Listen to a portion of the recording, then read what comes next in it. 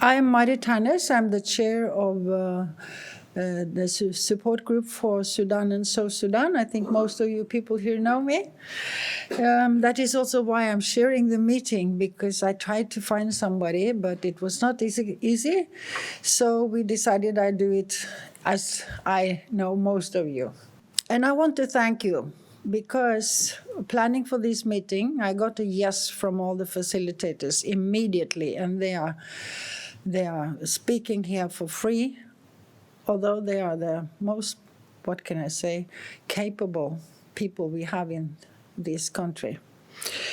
I'm very grateful for that, and also for PRIO for the cooperation. And most of all for all you participants, because you are specially invited. All of you are specially invited because of your knowledge and engagement.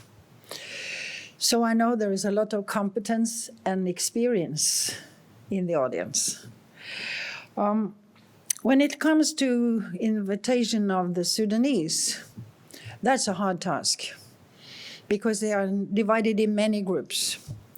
So why have I chosen a representative from the Revolutionary, what can I say, Alliance, big group, and then the Nuba Mountains and Darfur, and not all the others?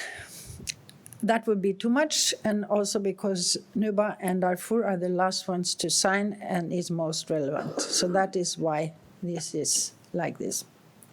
I hope that can be accepted.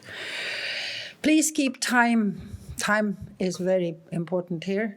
Don't speak more than you're supposed to. And when you have your inputs or your questions, I will give you 2 minutes and not more. And I will be harsh, because everybody's getting a chance. So the first, I'm not going to tell a lot about you, Gunnar. I think most people know your capacity. To me, you're only Gunnar and one of my members, so I'm very happy to have you here. Please take the word.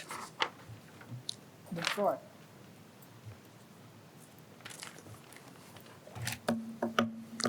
Thank you, Marit, and good morning to you all. I will try to be as brief as possible, but I would start by saying that despite all the problems and challenges in the Sudan, I still think that this is the most encouraging development in this whole region, from Pakistan in the east to Mali in the west, during the last few years. I think we should keep that in mind, and the situation in Sudan therefore also deserves much more attention than it normally receives, also here in Norway.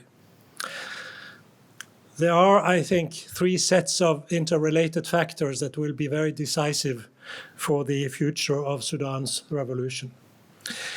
One is, of course, the very heavy legacy of the 30-year dictatorship and of the former regime. This includes issues of poverty, war and conflict, corruption, the so-called deep state, militarization of society, fragmentation of society, and the international ventures of the Islamists. Then a second factor, set of factors, is the many different actors, groups and parties that want to have a seat around the table, want to share power, want to exercise influence. Also, to a large extent, a legacy of the former regime. And then the third set of factors is the role of external actors, particularly the US, the Egypt, Saudi Arabia, the Emirates, South Sudan. And then we are talking about everything from the pressure on Sudan from Egypt regarding towing the line on the Great Renaissance Dam in Ethiopia. We are talking about the, I would call it, blackmail-like attempts by the US administration and the Congress, including Democrats, to force an almost totally bankrupt Sudan to pay enormous sums of money to the victims of the attacks on the US embassies in Nairobi and Dar es Salaam in 1998. Now even Sudan is being brought into being demands to pay damage for what happened 9/11, which is sort of incredible for some of us. And it's a pressure on Sudan to normalize relations with Israel. Pompeo was there. Burhan visited Uganda, and this is part of the mission. And I think Hilde Fafo Johnson will talk more about this. Given the time limit, I will mainly address some important aspects of this second group of factors, the many actors and groups. We are now on the edge of another reorganization of power in Sudan. Rebel groups from the marginalized regions of Darfur and the so-called two areas, Blue Nile and Nuba Mountains, will enter the transitional power-sharing government. And the question is, how will this develop? The positive thing about the present process is that the agreements we see may ensure that more constituencies in Sudan, particularly the rebel groups, will be invested in the survival and stability of the current regime. You know, you will remember that the Bashir regime always only negotiated with one group at a time and then playing them out against each other. This is the positive thing. But we have to remember that the situation, of course, in all ways is different. The rebel groups will now join the ranks of the military establishment and the paramilitary establishment, mainly the Rapid Support Force. And they will operate along with a fractious civilian coalition in an increasingly, I would say, unstable country. Some even claim in Khartoum that we have three governments. We have the Hamdok government, we have the Burhan government, and we have Hemeti's government. So this is a vulnerable kind of situation.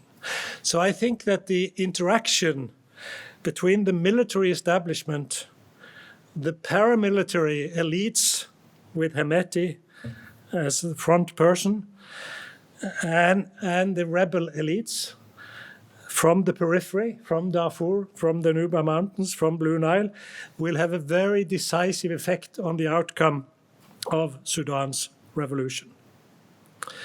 We are, for example, talking about integrating rebel forces into the army over, in some cases, quite a long period of time. In one case, at least, a period of several years. I think the outcome is highly uncertain.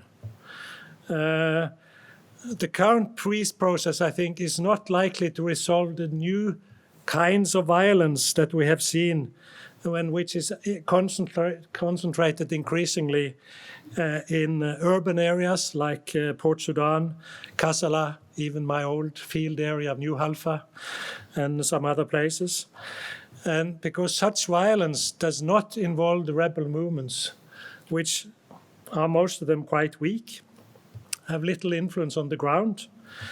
But these are, I think, ethnicized conflicts that have to do with kind of fear and competition between the different groups as they seek to establish their place in a new order, a new political, a new military order being forged now slowly in Khartoum. The rebel groups, as far as I can see it, are not really involved very much in this violence at all. So the big question is, to what extent will this process that we see and which in many ways seem to be encouraging, to what extent will it be essentially a conservative kind of process in the sense that it will reorder power, but this will be designed to keep a system already dominated by Sudan's different security organs, the military types of actors. I think we have to acknowledge that most of the rebel groups have features which are not sort of compatible with ideals of democracy, ideals of equality, which actually brought about the revolution. And both the military establishment and the rapid support forces are still engaged in accumulating assets and capital, making civilian politicians dependent upon these actors for resources. And what I fear and hope will not happen is that the rebel groups joining this new setup will start doing the same, but perhaps with a focus in the periphery or in the border towns, but actually try to have a focus on sharing power, on sharing resources, not on a democratic transition, which the Sudan needs, not on the issues of justice, which brought about the revolution. So there are reasons to be cautious, and I say this here, there are reasons to be cautious during days which are otherwise a bit optimistic. There are reasons to be cautious about the type of peace which the agreements will achieve. And at the moment, I personally think, but I'm willing to be convinced otherwise, that the current signs suggest that the conservative rather than a revolutionary peace is the most likely outcome, where the issues of justice will not be sufficiently addressed. And we will hope, of course, that these issues of justice will be addressed during the process, which anyway will take a long time. There is also the issue of whether or not the military will actually accept the recent deal between Hamdok and Abdelaziz El-Hilu. We don't know this for sure at the moment. And my friends in Khartoum claim that the military may be more loyal to the National Congress Party, on whom they economically still depend, and with whom they still have close links, particularly in the economic area.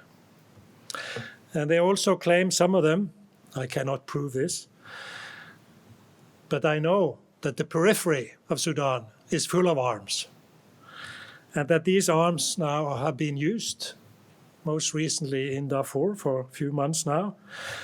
And it's claimed that they are being used by people loyal to the National Congress Party, to the former regime, but they says that is tacitly supported by the military to discredit the civilian government. Remember this statement that there are really more than one government in Sudan. So, finally, keeping the time, it's an unclear, I think, and complicated situation where there will be a need for compromises. And I hope that we will have time, that there will be time for making compromises, that it will be a difficult process, we are all sure about. There is still patience among the youth and the women who were the main drivers behind the revolution. I hope this patience is not going to be totally lost. Give Hamdok a chance, is the word, still. He's weak, indecisive, give him a chance. He doesn't have that much of an influence. That's all the statements that we hear. Also, another statement which seems to be very true is that the freedom forces is divided and weak, and many of them act as if they belong to the opposition, rather than, which they do actually, they belong to the government. And then, of course, we have the old Prime Minister Sadiq al-Mahdi, who has a game going all the time in Sudan, seems to want early elections. Why does he want early elections? What kind of deal is he looking for? And so on.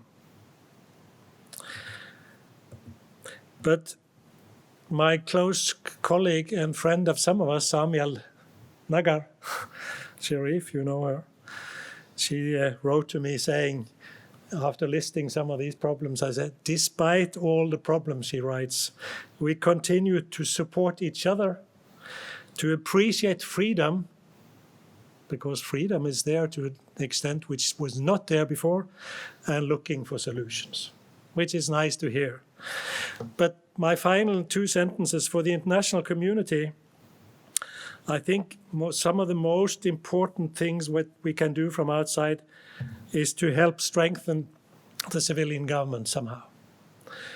I think the cash support program, which is now being promoted, and where Norway, I believe, takes part, which aims actually to reach, I read 44% of the population, is positive. It will make the civilian government, Hamdok's government, more visible, and it will make Friends of the Sudan group, and where Norway is part of, also more visible in a positive way.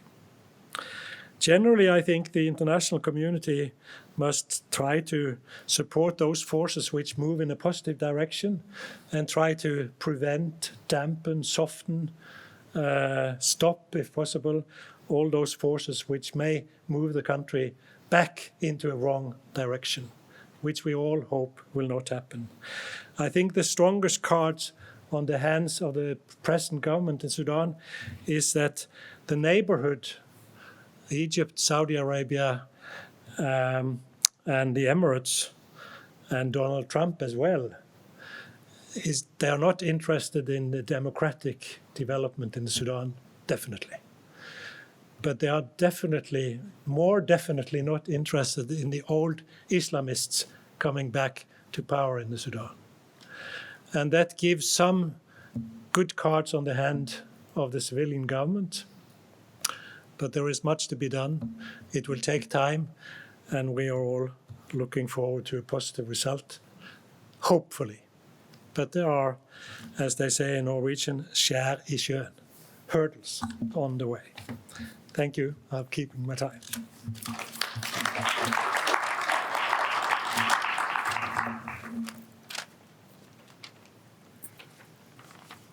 Thank you, Gunnar. The next speaker cannot be attending because she just arrived from abroad and must go to quarantine. And so it's the same with Endre Stiansen, our special envoy, who just came from Juba. He had a meeting, finally, with a group of SPLM and Abdelaziz group in Juba. And he is also in quarantine, but we will call them up here, and they will also attend the conference so that you can ask them questions, and they can also answer questions. Yes. Hilda, are you there? I am. Ah, welcome, Hilda. We miss you here, but Thank you. At least you are there. So the floor is yours. Thank you so much, and I hope you're hearing me well. The sound is okay? Very well, very well. Okay, very good. So thank you so much for inviting me and making it possible for me to participate. I just arrived from the region in my capacity with the European Institute for Peace, and I'll try to respond to the more regional perspectives in my introductory remarks today. I'll follow on a little bit with context first, following from Gunnar's, I think, very excellent intervention. So a pattern in Sudanese history is that authoritarian regimes have been uprooted by popular uprisings and peace agreements. And they have all ended up with the status quo, more or less, and usually a centralized, rather oppressive regime that has been marginalizing the peripheries. While this pattern in Sudanese history has been there, we got another and maybe an even stronger revolution this time. And the question is, will history repeat itself? Or is there a chance that we will now really see a fully reformed Sudan? The civilian transitional government under the leadership of Prime Minister Hamdok has been under has been in office now for more than a year. And we get some indications of both the challenges that Gunnar was referring to, but also some of the opportunities. It seems that their ability to carry the reform process through and making delivering on the promises of the Sudanese revolution will depend on a number of factors. Both their ability to mobilize a critical mass of political allies in the country, to leverage Sudan's armed opposition now under peace negotiations, and also the economic situation in the country will be an important factor. But it also depends on the military and what Hemeti, the paramilitary leader, now deputy of the Sovereign Council, the head of the RSF forces, chooses to do. Whether he wants to work with a civilian reform government and be committed to that, choosing to support the new Sudan rather than going backwards to the old. We got a small indication on Monday this week when Sudan's Peace and Security Council discussed the agreement that has been negotiated between Prime Minister Hamdok and the SPLM North AA chairman, Abdelaziz Al-Hilu. The council appreciated the agreement, but not yet fully endorsing it, giving time for additional discussions in workshops among Sudanese stakeholders and between the parties. A process is now underway, I understand, to achieve consensus among all the political stakeholders. So the jury is still out. Whether a true transformation of Sudan can become a reality is also linked to the role external actors can play and how regional players influence the proceedings. So that's now what I'm going to concentrate on. There are three major impediments, as I see it, against reforming Sudan, fulfilling the aspirations of the Sudan revolution. Firstly, the Islamist forces and other elements critical of the notion of separation between religion and state. Secondly, the interests of the security apparatus. Gunnar was referring to that, the military, national security, other intelligence agencies, and their interest in security, in collaborating on security sector reform or not. And thirdly, the vested interest in the illicit and parallel economy in Sudan. Sudan doesn't lack resources, it lacks resources in the public sector. So the military corporations and a number of the illicit economy resource flows are key. Those three elements will be important. They are impediments to succeeding with the reforms. So I'll go one by one. Firstly, on the separation between religion and state. Here, the Islamist forces have traditionally aligned themselves with the Muslim Brotherhood internationally and in the region. At this point in time, forces such as Iran and Qatar are less engaged with Sudan, it seems, not least also due to President Bashir's shift from aligning himself with Iran to Saudi Arabia 5-6 years ago. To which extent the Gulf countries are engaged with forces of the old regime in this way is not clear, but I tend to agree with Gunnar, what he said, that they are not very much in favor of going that way. The question is then, will we see any engagement by other regional forces on the question of separation of religion and state, or will they leave this to the Sudanese themselves to sort out? There are strongest indications of the latter, as far as I see. So this might not be the most difficult point from a regional perspective. Secondly, the security sector. The main challenge is the continued control of that sector by the old regime, represented as military and Islamist forces. Traditionally, the army and the leadership of the national security in Sudan have been linked to Egypt and its intelligence apparatus. Egypt would clearly prefer that these forces remain in control of the traditional army in Khartoum. The question is, will Egypt engage actively to strengthen these forces and inadvertently then undermine the civilian transitional government? Or will they rather monitor developments and see whether they need to engage if their interests are threatened later? This is not clear. And then it includes also the rather tense relationship, it appears, with Hemeti, the deputy head of the Sovereign Council. And his traditional links have been to the UAE and also to Saudi Arabia, not least following the provision of thousands of soldiers to the war in Yemen and the gold exports via trade routes to Dubai. His close links now even more to UAE than to Saudi Arabia is an important issue. And the question is whether there is any engagement against security sector reform here or not. The impression I have is that there could be an interest in engaging, but that the challenge might be with the army rather than with Hemeti. Thirdly, the economic factors. The economy is in dire straits, as we all know. It's a major impediment for success of the reforms. And the illicit economy has been flourishing and still does. So to resolve the country's economic crisis, resource flows are needed to be brought into the public sector rather than in the parallel illicit economy. Gold is one. The Gulf countries may not be happy if decisive moves are made to create full transparency and accountability in this sector. While promises have been made by Hemeti to bring gold in to regularize it, we have not as yet seen any moves in this direction. The military corporations is another. There is a lot of interests here. They control numerous companies and resources and have vested interest in the status quo. A third is middlemen holding a lot of control on the trade in wheat.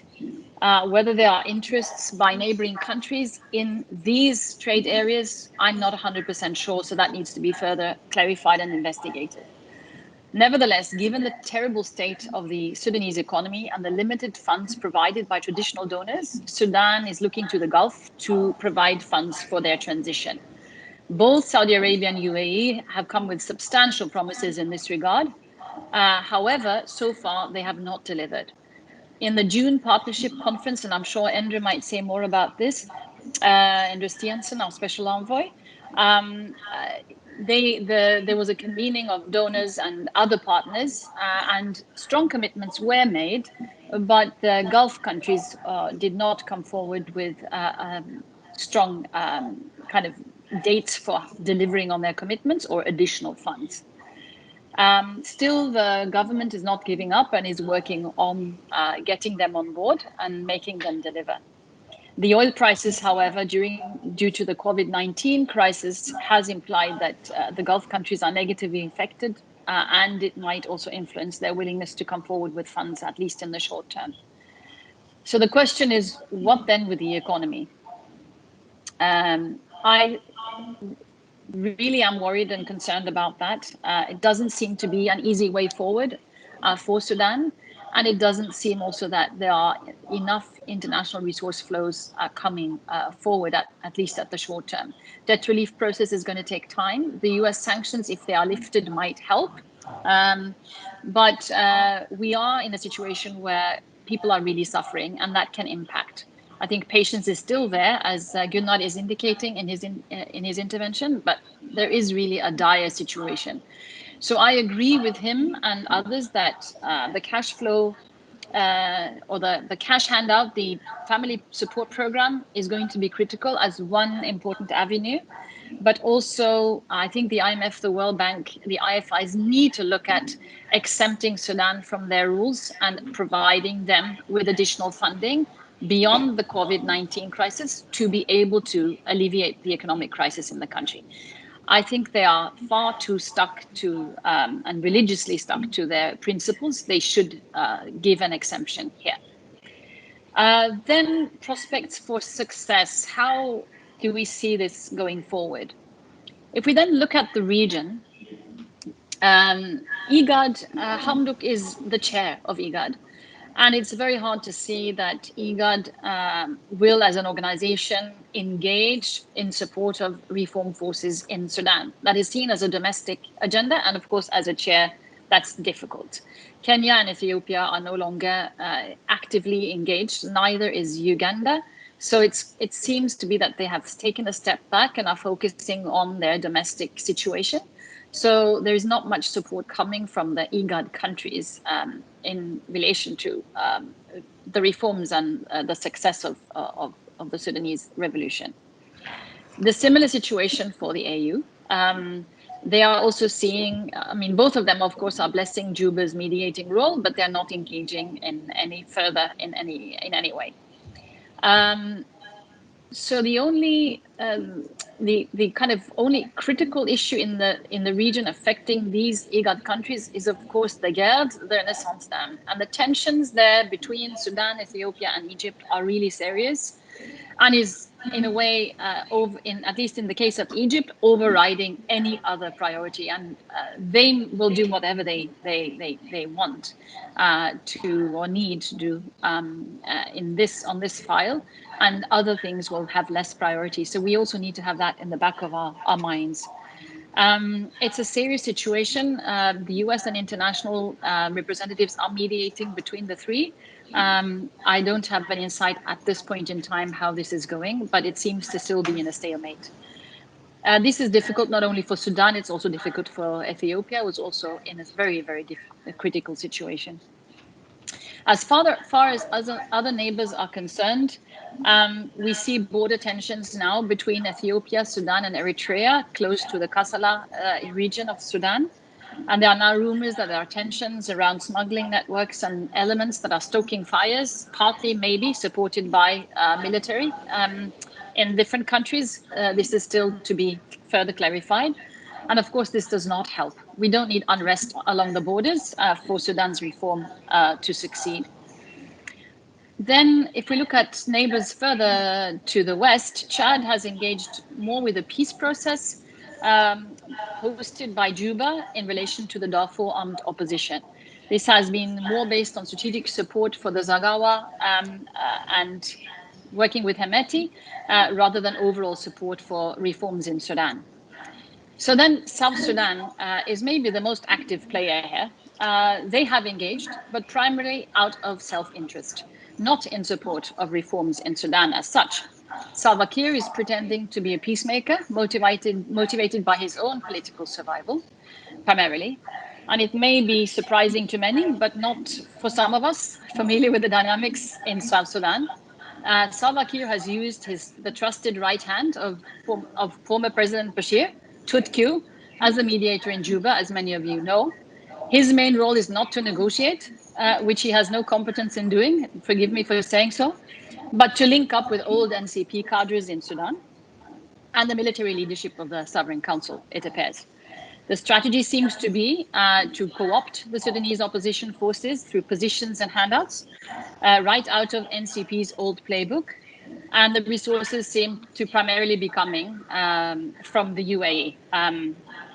I'm saying seems true because, of course, I don't have evidence to this effect. Juba is doing this in exactly the same way that Bashir pushed through the South Sudan agreement, the RRCs in Khartoum, co-opting through handouts, and in this case also blackmail, and this also for his own survival. It didn't help, as we know.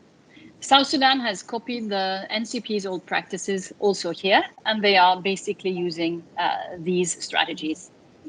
On October 2nd, however, we are going to see a signing ceremony of the Sudan Revolutionary Front and others who will sign a peace agreement with the government of Sudan. We know that that's going to happen. Invitations are out. This does not guarantee a reformed Sudan, however. If South Sudan really wanted to help in support of the reforms in South Sudan, really wanted to help, they would have negotiated one comprehensive peace agreement between the government in Khartoum and all the opposition forces, focusing on the root causes of the conflicts in Sudan and not least between the center and the peripheries. The Sudan reform agenda would then have much stronger support in the country with all opposition forces aligned behind it. The piecemeal approach taken by Juba in the negotiations and their allies in Khartoum serves by default or by intention, it seems, the status quo in Khartoum, the old forces. And this way, in my view, they have not really supported the civilian government under PM Hamdok as they really could have, and they could have made a much, much bigger difference. On the other hand, we've seen that there has now been a negotiated joint agreement from Hamdok and Al-Hilu, And of course, it is the SPLM North under Al-Hilu that has been the toughest in demanding significant changes, support for strong reforms in Sudan. And it remains to be seen now whether this agreement then will get the necessary support to be really the one that will take the negotiations in Juba forward to a result. And the next few weeks, we will be able to tell more about that. So finally, my time is up. Just 3 conclusive points. Several factors will influence what will happen going forward, and the extent to which Hemeti and the military leadership align with the Islamists, or whether Hemeti becomes an ally of the reformists. From an opportunistic perspective, maybe, being part of the new Sudan and not the old, that is going to be decisive for the way forward. The extent to which internal spoilers are supported by regional players and manage to mobilize people in government institutions and Sudanese society and economy against or to undermine the transitional government, that will be another decisive factor.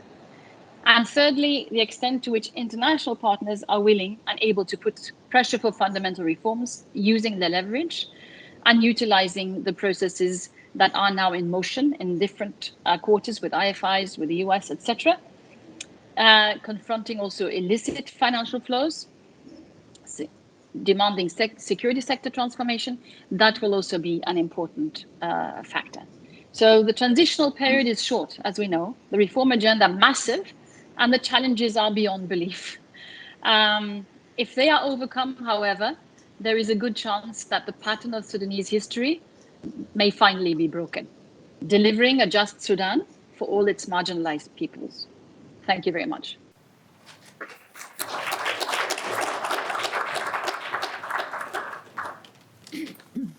And we are just proceeding to our special envoy, Endre Stiansen. Let's see if we can have just as good connection with him as with Hilda. Are you there, Endre? Oh, yes, welcome back. I can hear you. Thank you. Yeah. As was said, I came from Juba on Saturday. Was there for a week. Very interesting. I will not speak much about that except in passing. But let me just say a few things to start. Because when I received a program for this, I was asked to talk about the political situation in Sudan as we see it.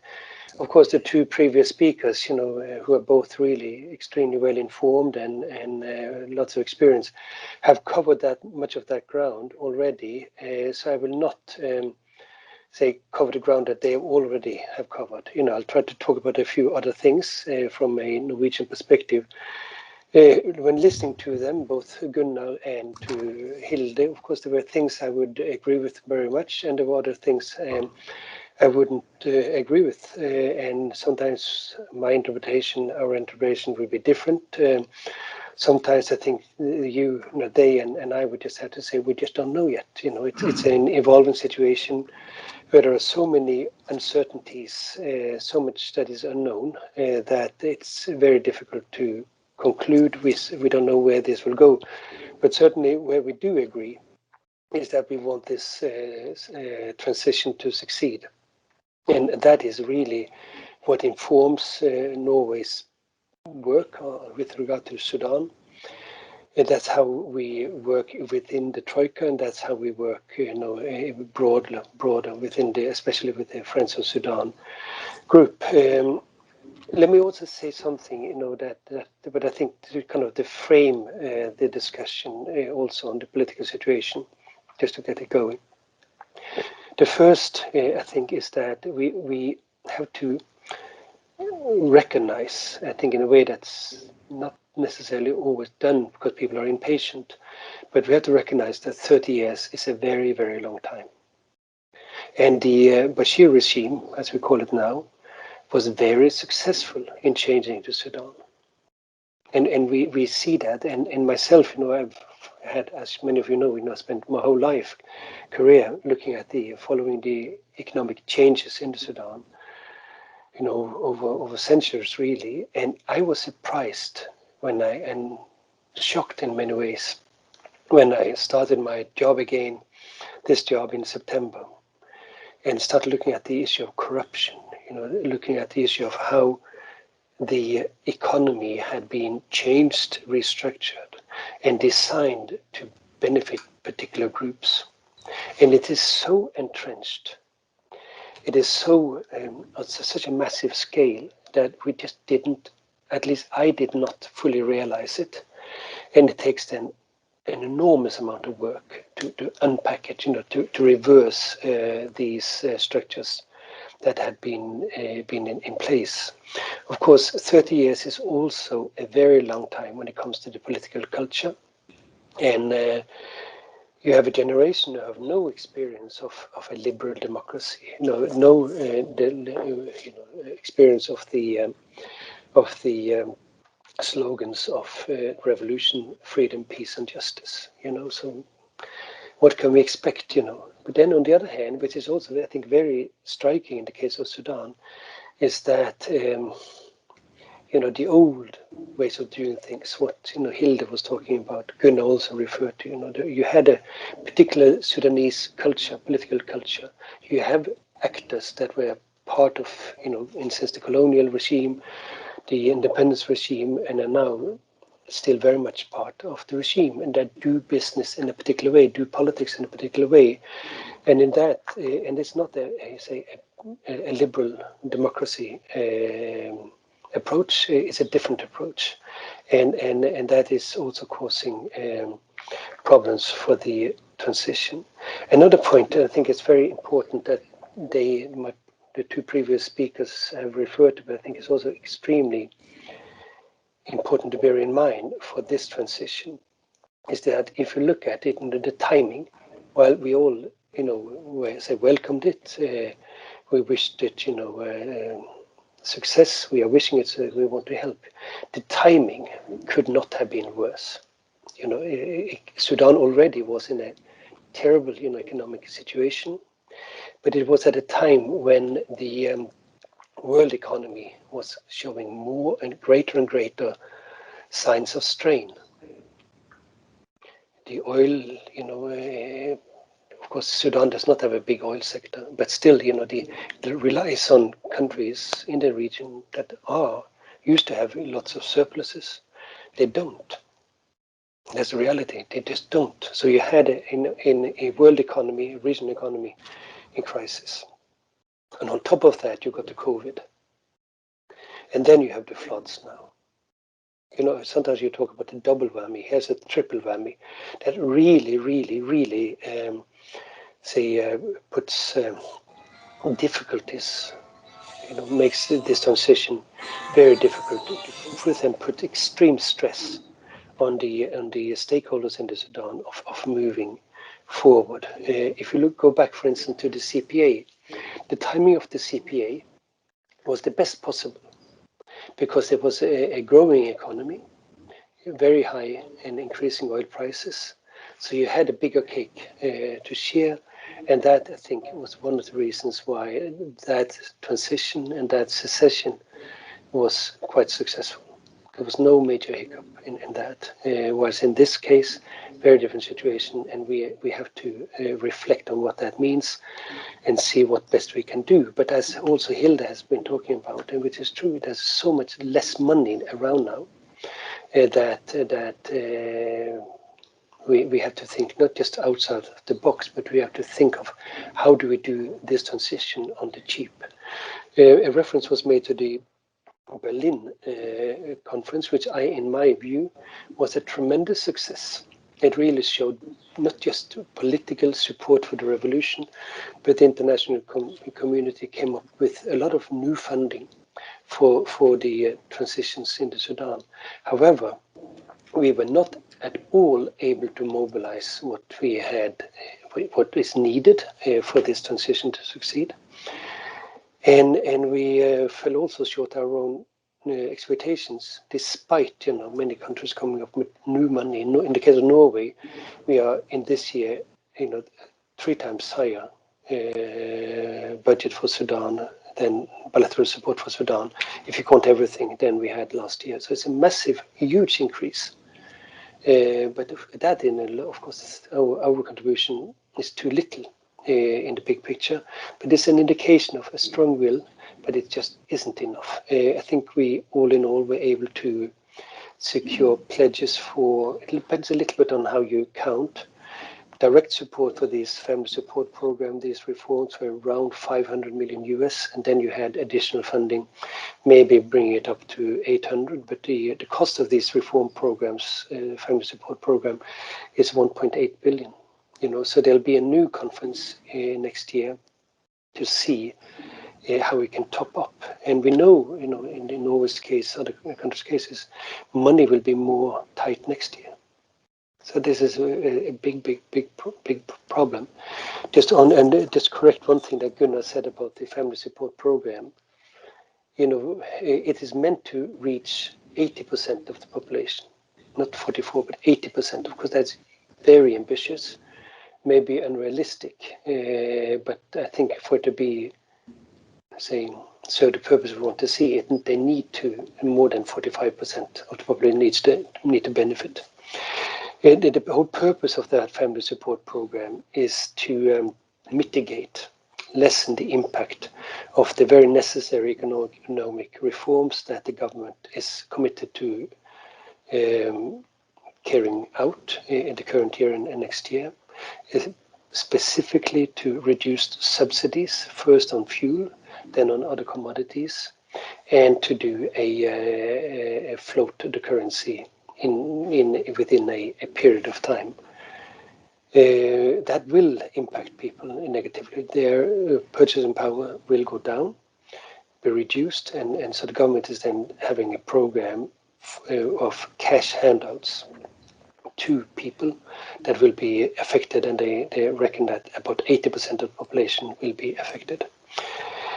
For Norway, it has been very important. This is one of our first talking points whenever we discuss this program, whenever this is an issue in debates, to say the following, and that is that we have to see this family support program in the broader context, in the national context, and we have to see it in the context of the ongoing transition, meaning also the peace talks. And now the implementation of these peace agreements, because there will be less money, behind, put into the peace process itself. We have to make sure that what we are doing, for instance, through the family support program, also addresses root causes, which is the marginalization of the peripheral areas, and that it kind of reverses these trends that we've seen in the past of, say, the revenues of the government being captured by populations, maybe elites in the central areas.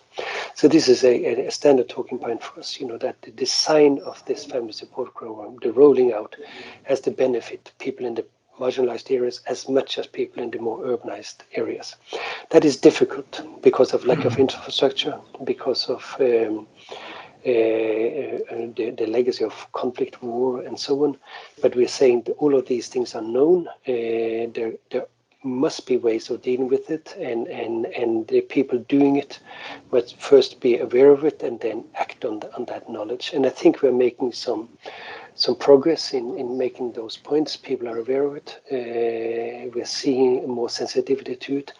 But of course, we don't know yet exactly how this will be carried out. But certainly from our point of view, we will not be satisfied before we see that this program has a reasonable and clear impact also in the marginalized areas, meaning Darfur, meaning the two areas, meaning the Eastern Sudan, meaning the North.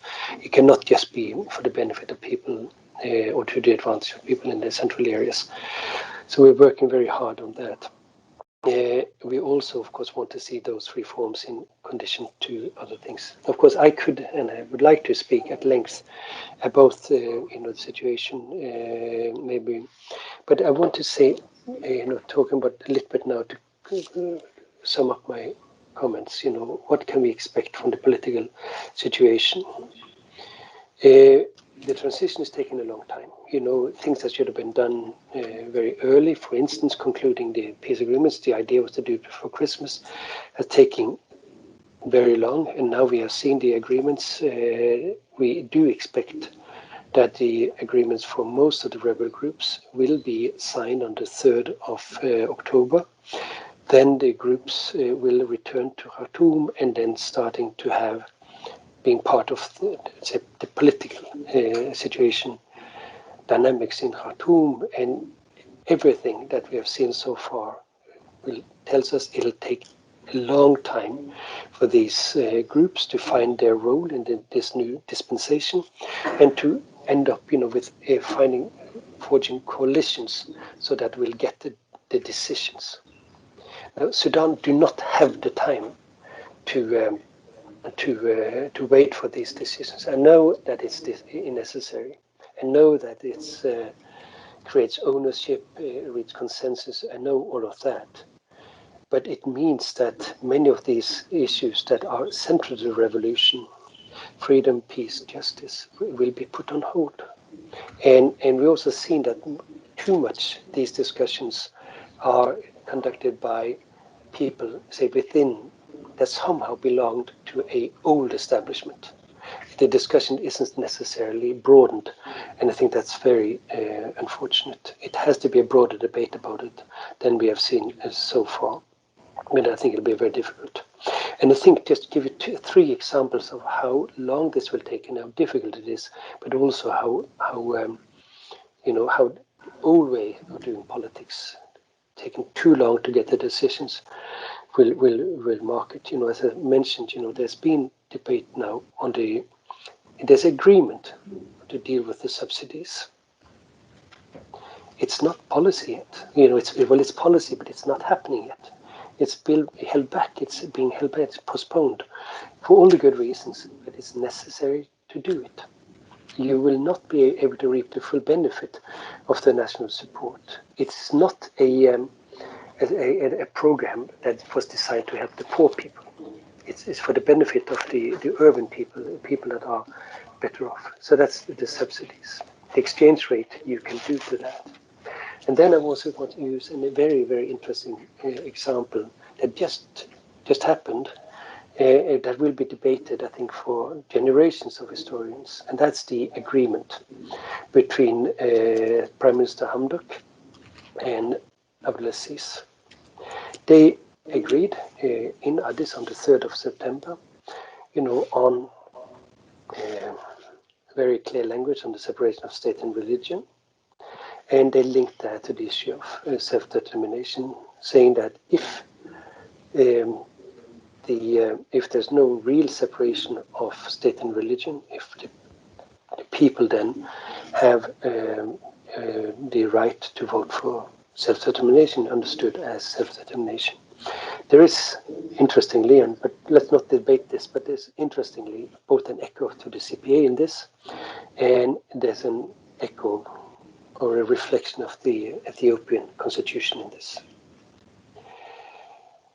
We, and I want to say this, of course, Norway, we do not support the idea of self-determination for a part of Sudan now. We think that the revolution has made it possible for Sudan to forge a way forward on the basis of national unity, and that everybody should work for that basis. And I think everybody understand what I mean when I say that. But what is interesting, I think, and it says something about politics in Sudan, and this is a challenge to all Sudanese. You have a clear agreement by the Prime Minister and a major rebel leader on principles. Then, interestingly, after that agreement is signed, you have a statement signed by the two that is discussing kind of procedures around that agreement, how to fully understand it, and so on. Then nothing really much happens until the Sovereign Council and others come together, as Hilda said, some days back. And rather than fully endorsing the agreement, they voice support for the fact that they come together, which we all recognize as very important. And they put themselves, they then endorse the statement on the process forward. Now, what does that tell us about Sudanese politics? What does this tell us about the processes forward? On that, I have my own opinions, but it will be very, very interesting to hear from the Sudanese. And my point here is that it's time to make the decisions. It's time to make the tough decisions. The revolution wasn't watershed.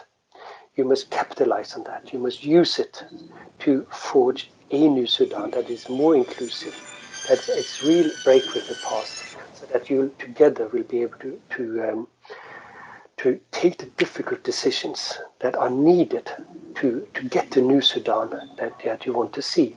Once you make those decisions, we will be able to come in behind you and to strengthen that. But it's not possible for the international community. It's not possible to Norway to do more than just support the processes that you are part of yourself, that you need to take the logical conclusions yourself. There's a lot of goodwill. There's a lot. Yeah, what struck by me in Juba was how enthusiastic the different rebel leaders were by the prospect of going back to Khartoum, and how positive they talked about the leaders in Khartoum. There is a golden opportunity now, but we know that that golden opportunity does not last forever.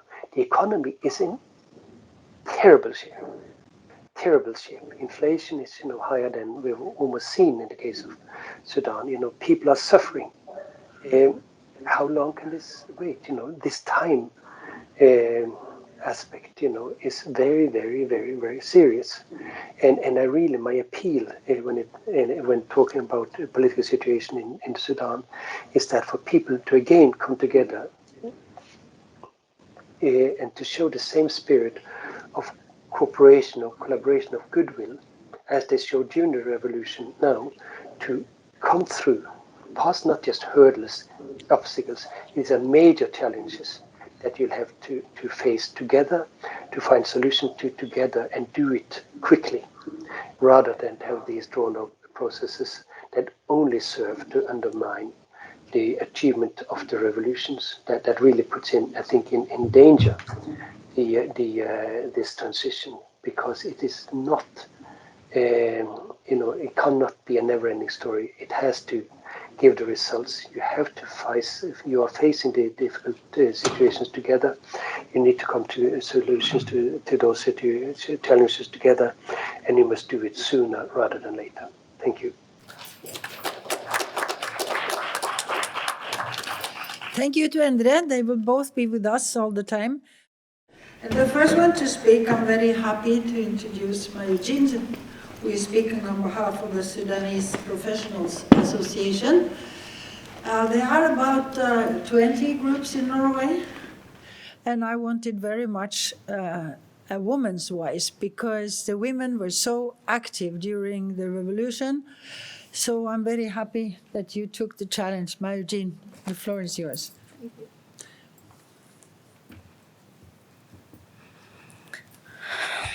Good afternoon, everyone. Thank you so much for the organizers for inviting me. I'm pleased to be standing in front of you and addressing you. I'll be very brief because I believe I have 5 minutes. I want to talk about 4 points in these 5 minutes very briefly.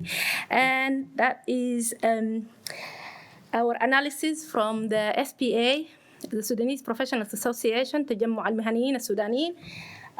Our analysis of the Juba peace agreement. And the pros, obviously, are that stopping the war and the fighting, and we support and appreciate all efforts to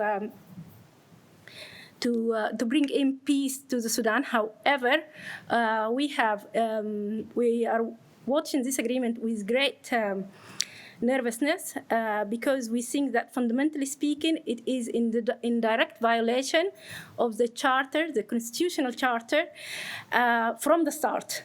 The peace commission has been replaced and taken away from the prime minister, and the civilian component went into the hands of the military component. That, as a starting point, is something that we look at very nervously.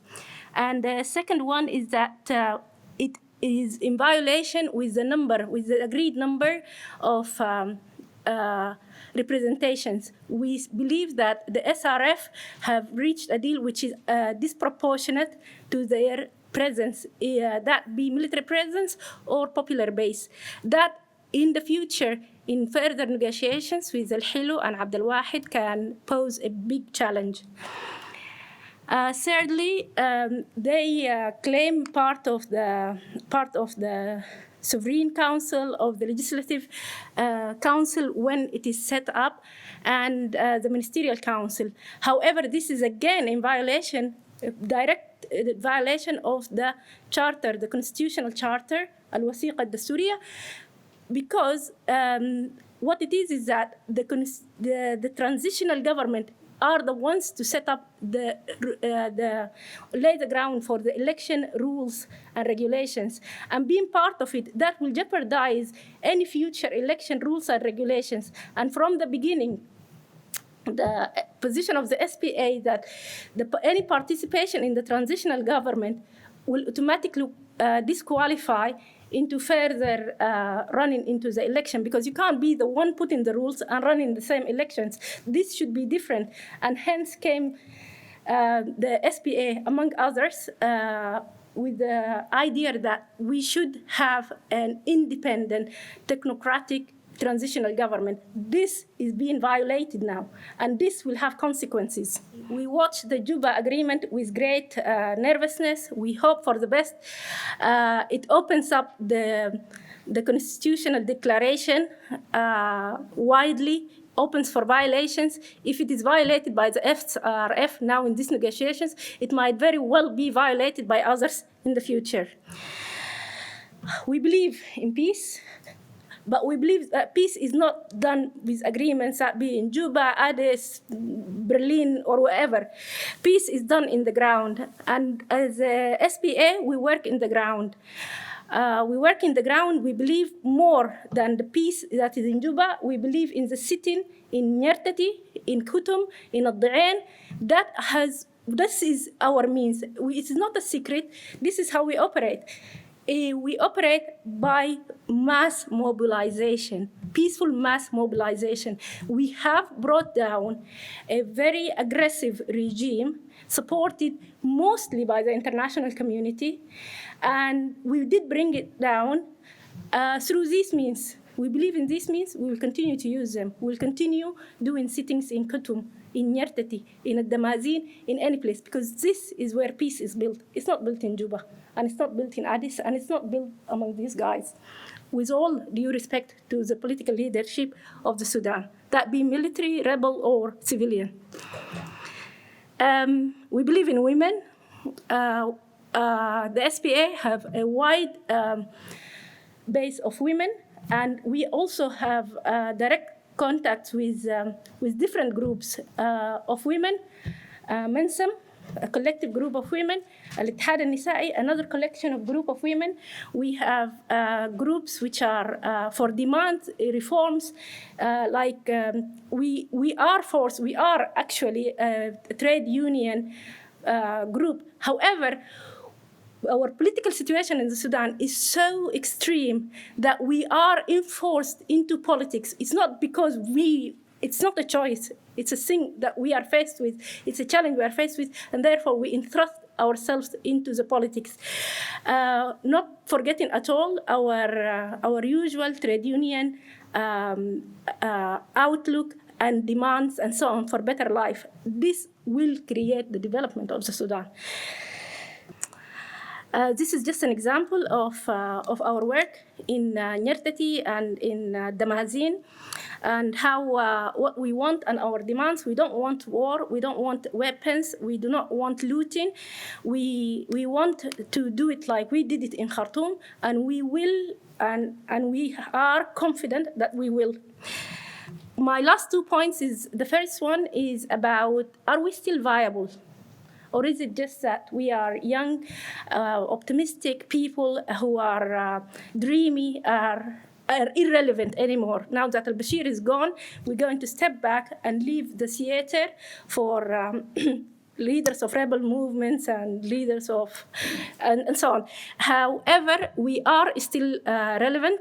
We do operate. We work very closely, like I said, no secret in organizing in Sudan, outside Sudan. We have our network, and we will continue. And if we are unhappy with something, we will change it. If it takes another 30 years, no problem. Our base is very young. We are in their 20s. Another 30 years will only be in our 50s.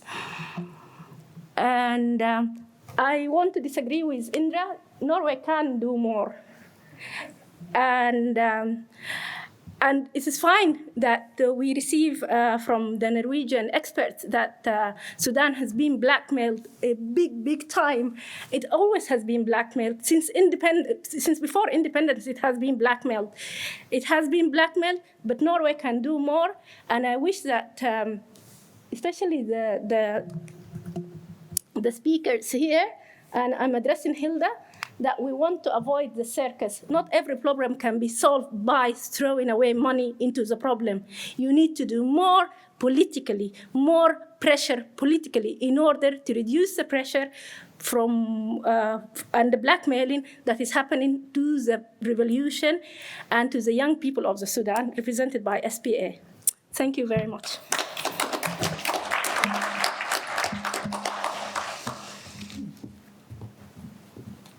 Thank you so much to Majduline.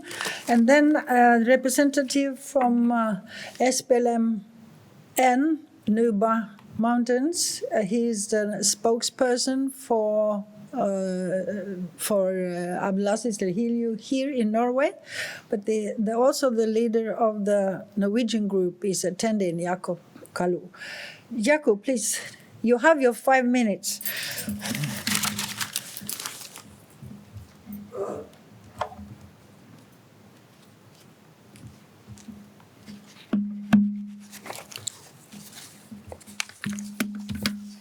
First of all, I greet you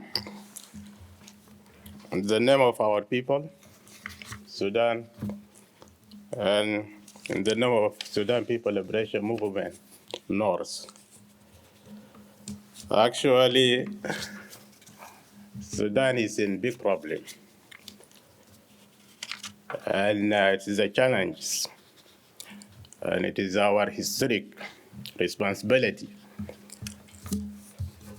we share together. More pressure to bring a real peace, comprehensive peace for all Sudanese people.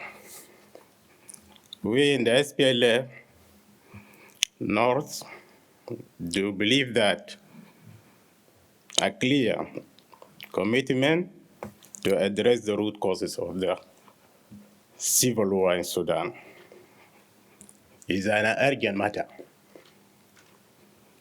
More importantly, the only path for achieve just, durable, permanent, and sustainable peace is through negotiation with the current transitional government. If it is really genuine in its approach to achieve peace, justice, political reform, and democratic transformation in Sudan. As we are following, in 3rd September, the Jour agreement, which based in 6 points, which we are fighting for, I think this is the only way that can bring stability in Sudan.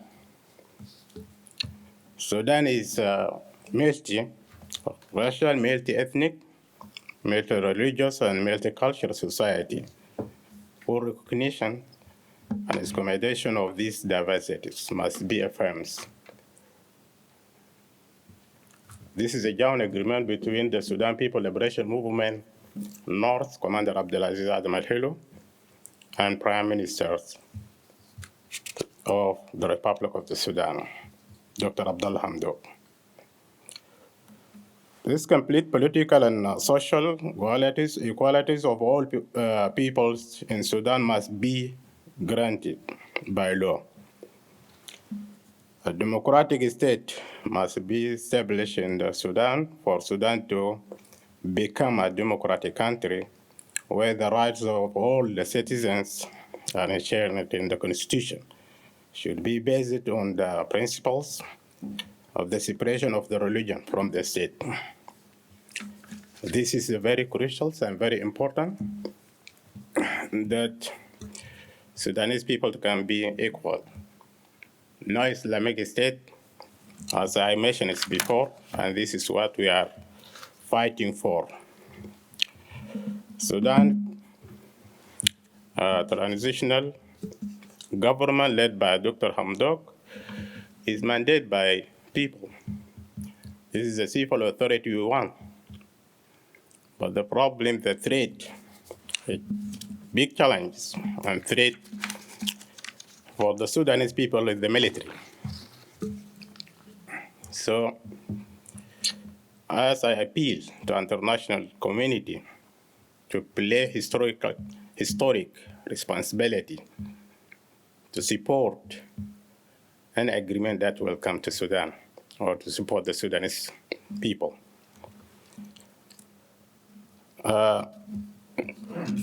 The following best outcomes inspired by the revolutionaries' slogan, freedom, peace, justice, and also to achieve comprehensive, inclusive, and sustainable peace, to maintain voluntary-based nationality, unity, and integrity. And as also to an enabling environment for democratic society. Towards the end, no red line or ceiling for achieving this mandate, namely peace. Eventually, peace is about to become a reality, though not yet comprehensive Sudanese people. And as we are following the joint agreement, we have more than 33 civil political organizations, parties, and civil organizations. They endorsement and support the joint agreement between SPLA North and Dr. Abdullah Hamdok. The people of Nuba Mountains and Blue Nile, these two areas, retain the status which include the self-protections until security arrangements are agreed upon the parties to the conflict, until the separation between religious and state is actualized.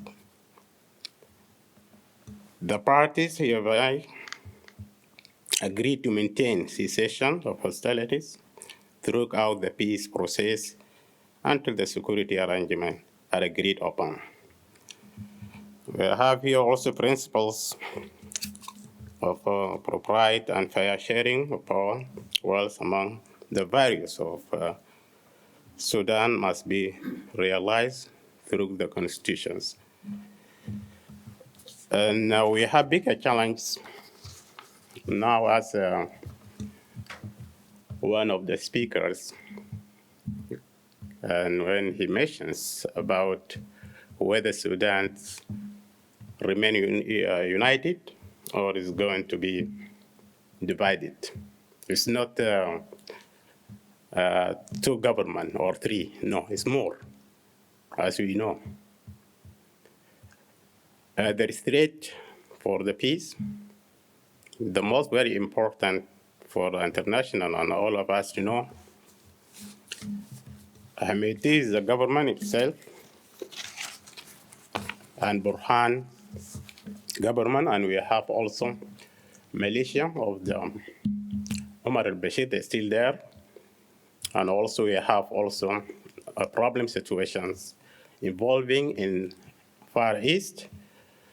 And also we have many militias. They're still in Darfur.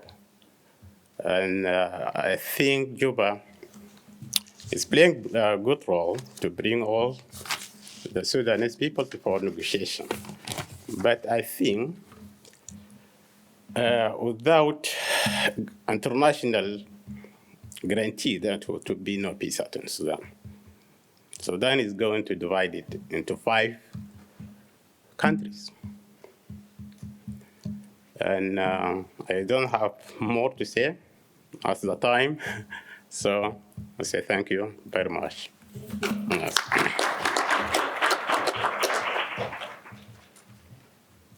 Now the last speaker, but not the least, Sharif Harir from representing Darfur situation.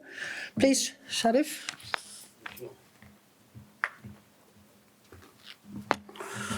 Ladies and gentlemen, good morning. 5 minutes is not a hell of a time, but I'm going to say something which I hope I don't kill the happiness of some people with Juba, with what is happening in Juba. The point is, in all things Sudanese, since Turabi came to power in '89, there has been 2 processes, one formal, which all of us see, ambassadors see, special envoys see, international community sees, but there is also beside it a very strong informal process, which none of those see. Probably they hear about it, but since they haven't been trained to deal with non-government players, they ignore it. Now, what happens in Juba is an opportunity, is a chance, but also could degenerate into a false start if we don't look very carefully about those things. Now, does Juba, I subscribe in the big issues to what Gunnar said, what Hilda said, what Endre said, what others said, but in Darfur specifically. Not every Darfur movement has been part of Juba. Either they are excluded or they positively refuse to be a part of it. There are 2 categories. I've been in Juba, I looked at it from behind the wall. There were about 6, 7, or 8, 10 movements which were brought in by the mediator, staying in the hotels 5, 6. I know people whom I have been part of us in the field. I have been part of the fight, I've been part of the negotiations, I've been part of this process for too long. They were there, but they were not included in the signing of this agreement. Now, I'm not talking about the content of the agreement, but the signing of the agreement. Were there really negotiations? I was there. I am afraid to say I didn't observe many real negotiations, but I have observed a lot of deals which happened between the principals in the 4 movements from Darfur who have signed the agreement and the former Janjaweed leader, the 3-star general who became 3-star general, and a very strong personality in the transitional government. There were deals. Actually, the examination was not an examination. It was not secret. They knew what they were doing. So there are that process. We have to go realign ourselves and observe that. Where is that going to lead? Second thing is that people took arms. Those movements or part movements which have signed and those who didn't sign took arms to change the political game, to reintroduce justice. Has Juba done any justice? I subscribe fully to Hilda that it was a process of co-opting, actually, some of the movements into the status quo, into the status quo ante into 1989. That's what happened. Now, justice, as my mentor Gunnar used to say, in saying Sudanese, one has to have a strict sense of justice. And I'm happy that Hilda also reiterated that. Has justice been done? This is a question. I leave it open. Now, for Juba not to be a false start, I suggest 4 things are done. I hope Endre or whoever is representing Norway should take them and not only write reports, good reports. And I subscribe with Dr. Majduline that international community and Norway can do more, not just throw child bedrag money and finish with the thing. Can do much more than that. And we demand that to be done. Now, 4 things have to be done, I think, so that Juba shouldn't be false start. The remaining 3 persons who are criminals, who are accused of genocide, and they are under the custody of the government, should be delivered to The Hague immediately. That will do justice. That will do wonders in actually appeasing many people who are refusing to subscribe to Juba. Because those people have families which were annihilated by the Janjaweed, by the genocide. 1. Second, I think the Darfur people need an open apology from the 3-star general named Hemeti, who was the former commander of the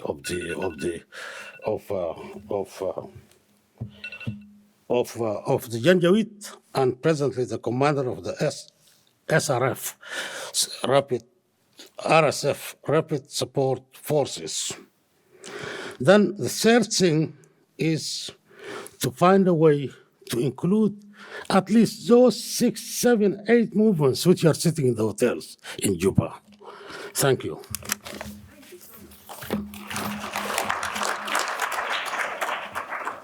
I will open the floor for anyone who has a question, a remark, whatever, to any of the, it doesn't have to relate to what it has been said or to any specific person.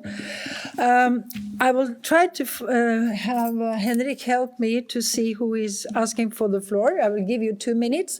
So I have seen 1, 2, 3.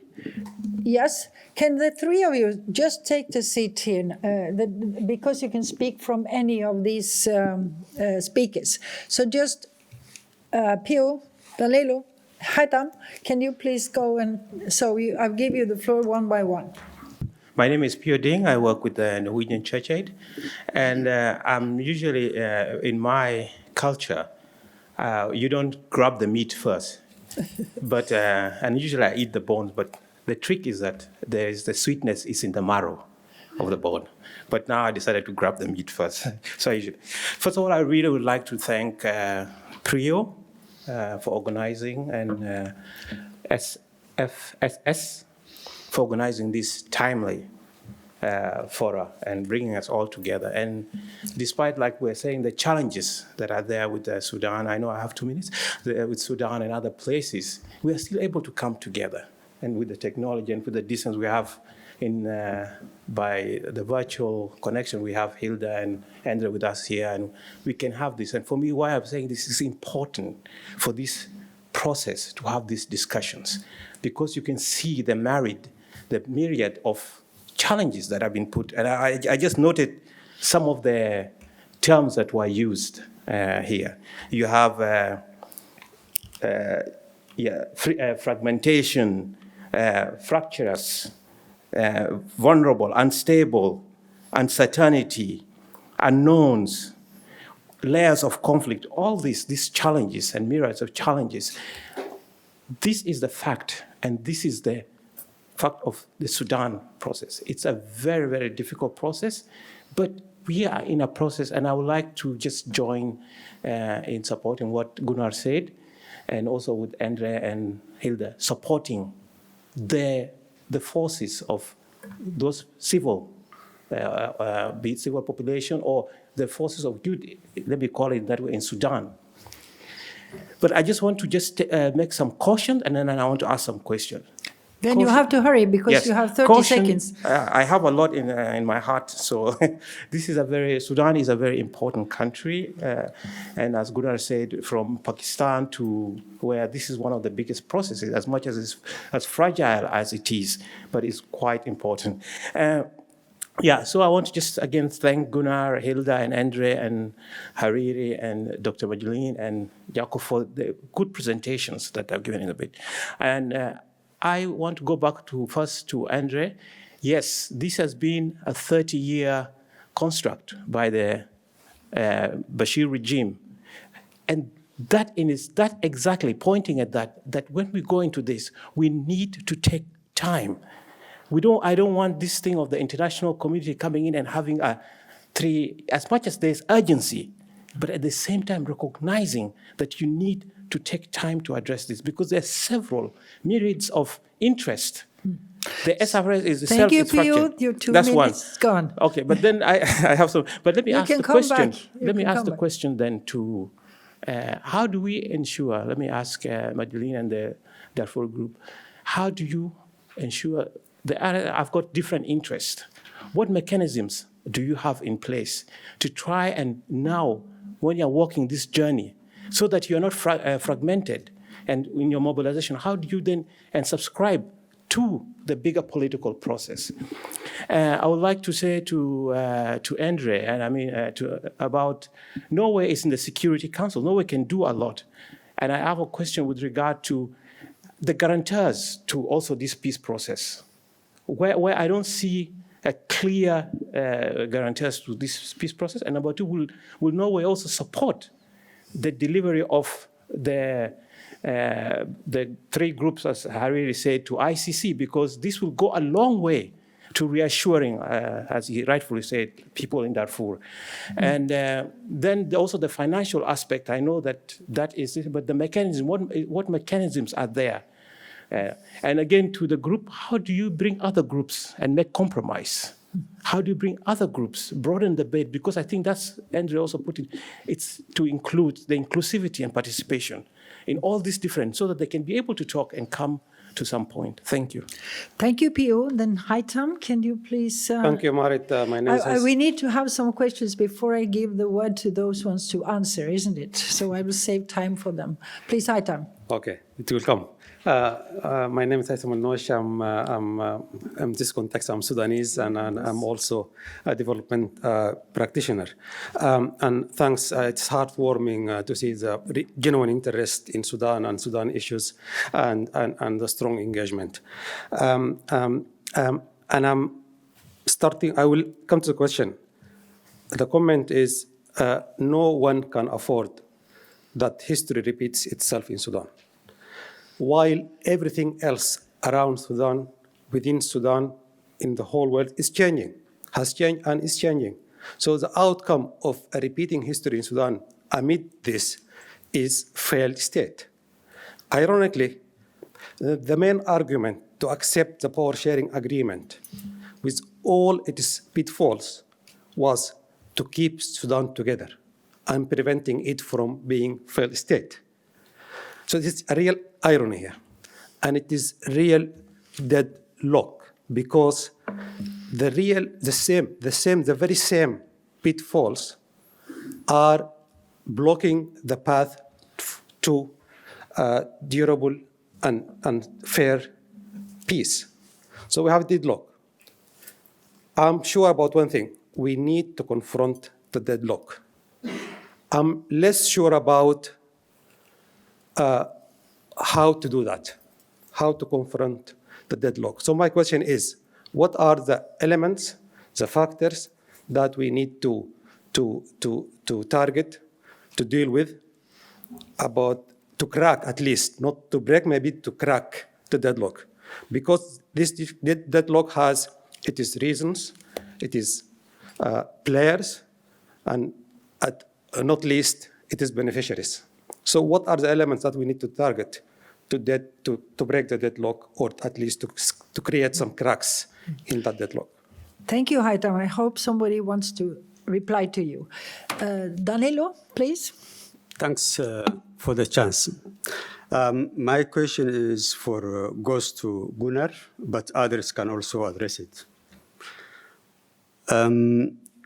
Sudan, as you said, on the top of all challenges within, it's also facing challenges from externally, from the region and beyond, especially from the US in terms of putting pressure, for example, paying enormous amount of money for the terror victim at the time when the country desperately needs resource to succeed.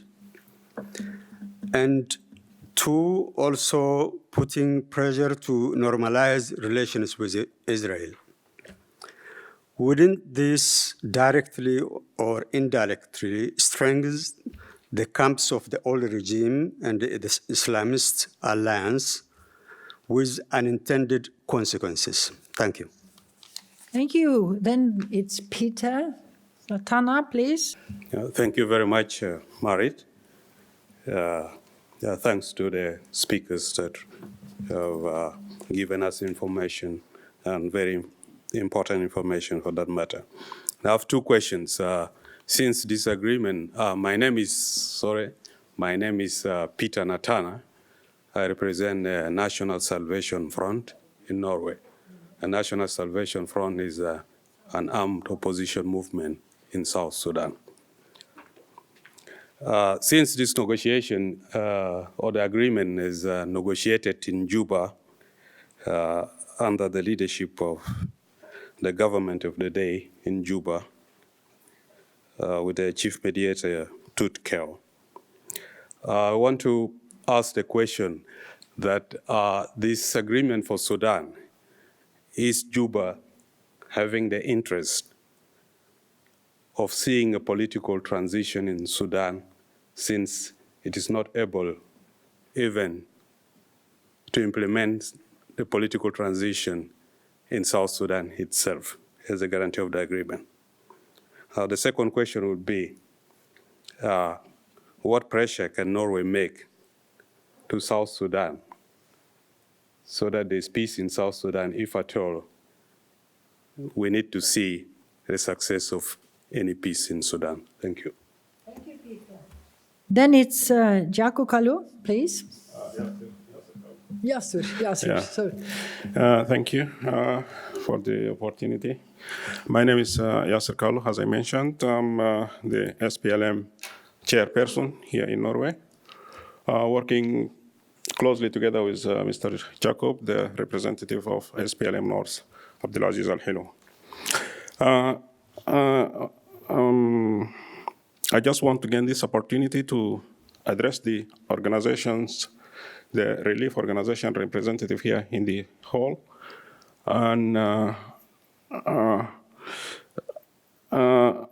people there, they're desperate in my area, my people there in Nuba Mountains, Blue Nile, and in Darfur, people that are desperate, and especially on the two areas they're blocked until now.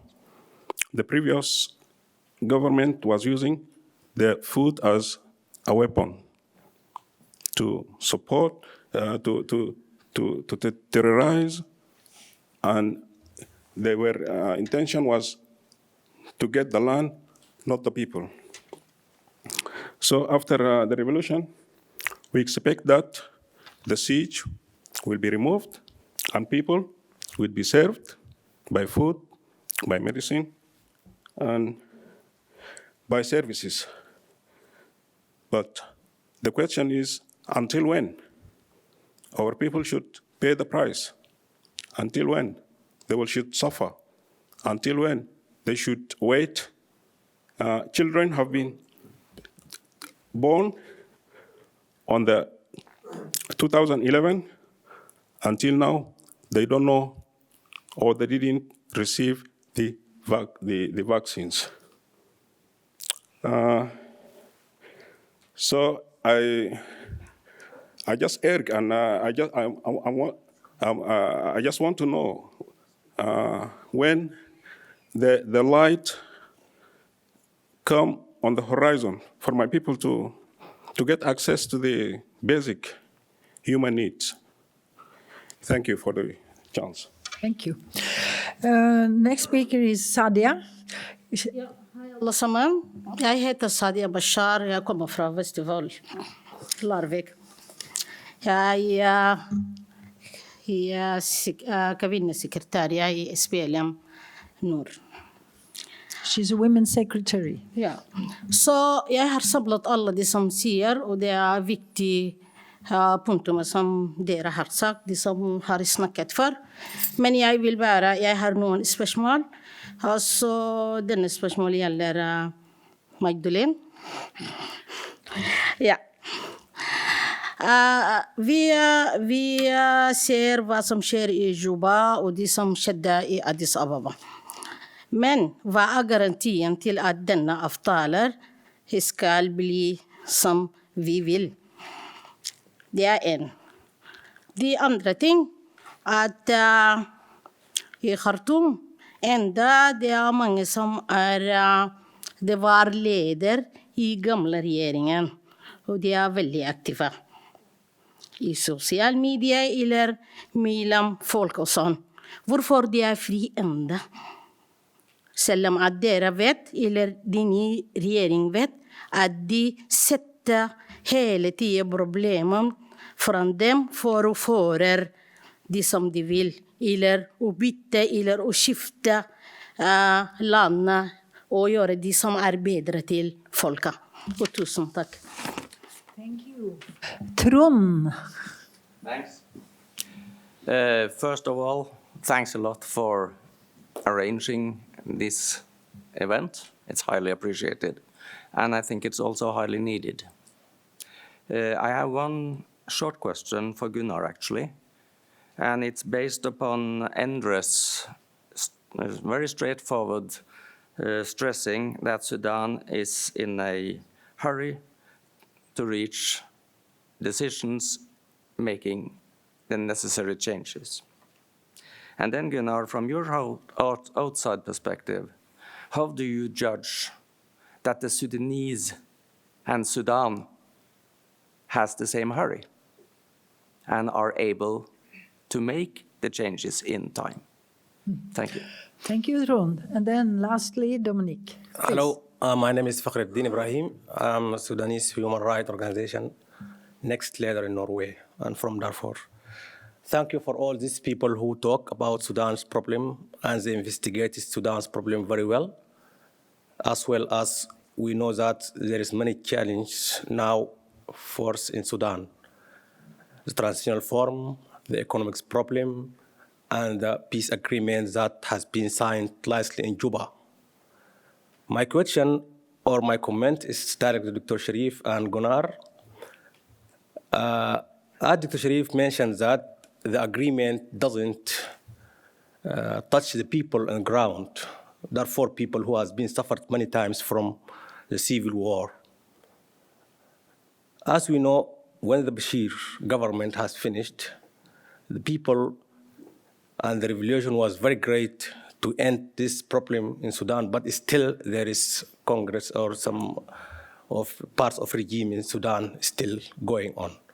My question is how the Troika and the international community can help to and exist more efforts so as to keep Sudan in unity, as Jaco mentioned, because we are going to face the problem of divided Sudan to many countries. As we know, Sudan has more than 500 tribes, and every has its own tradition and local language and every culture. We have been many times in prime foreign affairs building of Norwegian. We hear that we bekymret about Sudan. We don't need to hear this more. Please do your best so as to keep this country unity as well as best.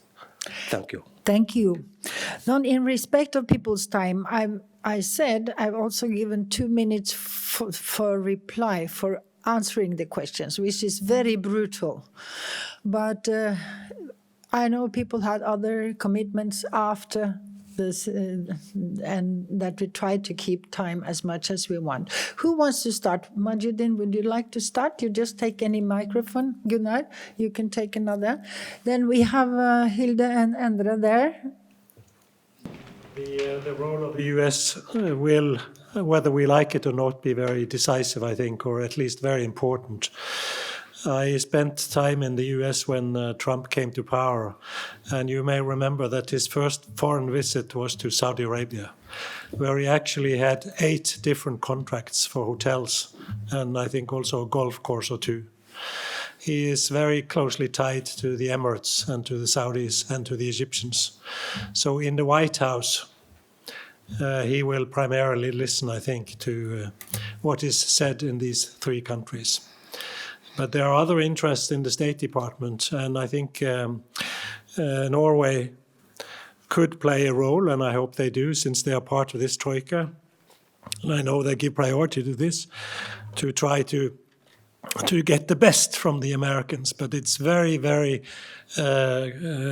distressful that also from the Democrats in the Congress, that there are excessive demands for compensating victims, even from 9/11, where Sudan was not involved. So this is going to be a long process, and as you said, it's playing into the hands of people who will say that, well, there is nothing to be coming from the West, in broad terms, and that can be used. So that goes to the issue of hurry. Is there a hurry? Well, the Sudanese have lived with a very dire situation for a long, long time. So maybe the perspectives will be different on the ground than it is for many of us, even Sudanese, around this table. But there is a hurry in the sense that how long will the patience be with the results of this revolution if they are continuously disappointing, and if you don't see any changes in the terms of justice and all the issues that brought revolution about. And we know there are many spoilers, and the spoilers have influence. They have a lot of economic influence, and I'm particularly worried this last weeks about how the currency seemed to be manipulated in order to get more inflation.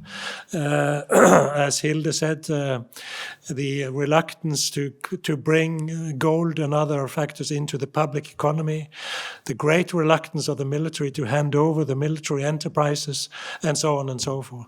And that is not going to improve the Sudanese economy. And that is completely basic on the ground now, as you said, from the Nuba Mountains, now the areas, vaccines, medicine, food, everything. So yes, there is some hurry. I believe you, there is a hurry. We don't know how long will this patience be and what the lack of patience may mean in negative terms. So we can only hope the best. Thank you. Majduline?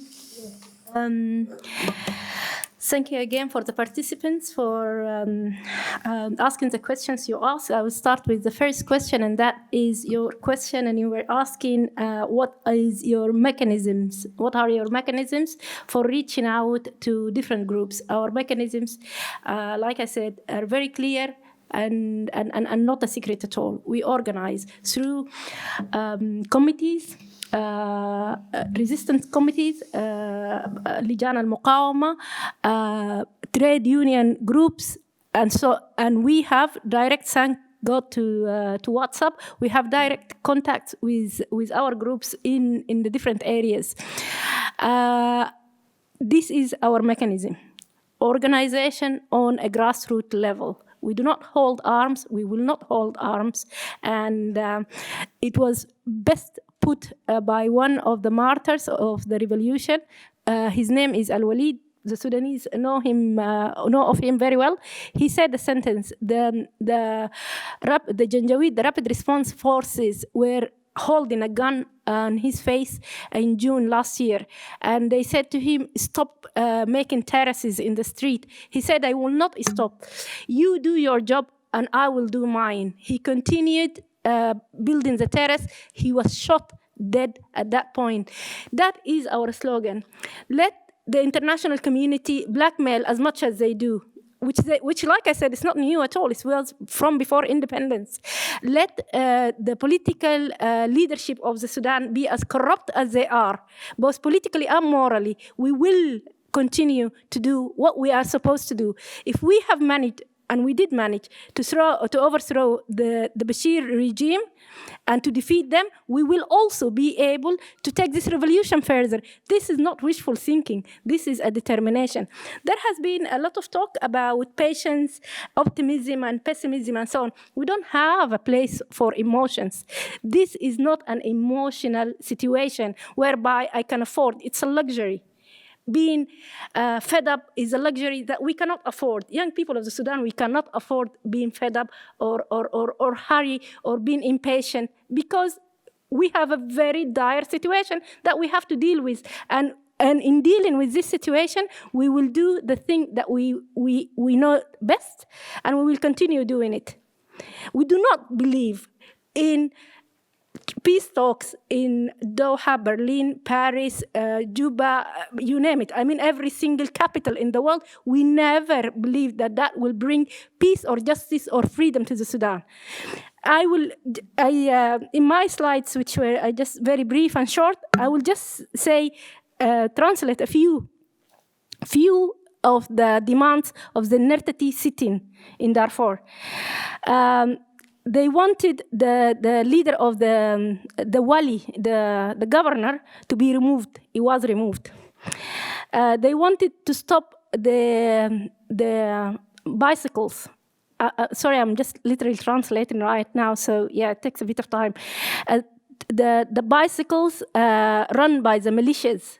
It was done mostly not because the military council, the military section of the transitional government protected them, because the neighborhood committees started protecting, not through holding arms, but making a night guards and night watch.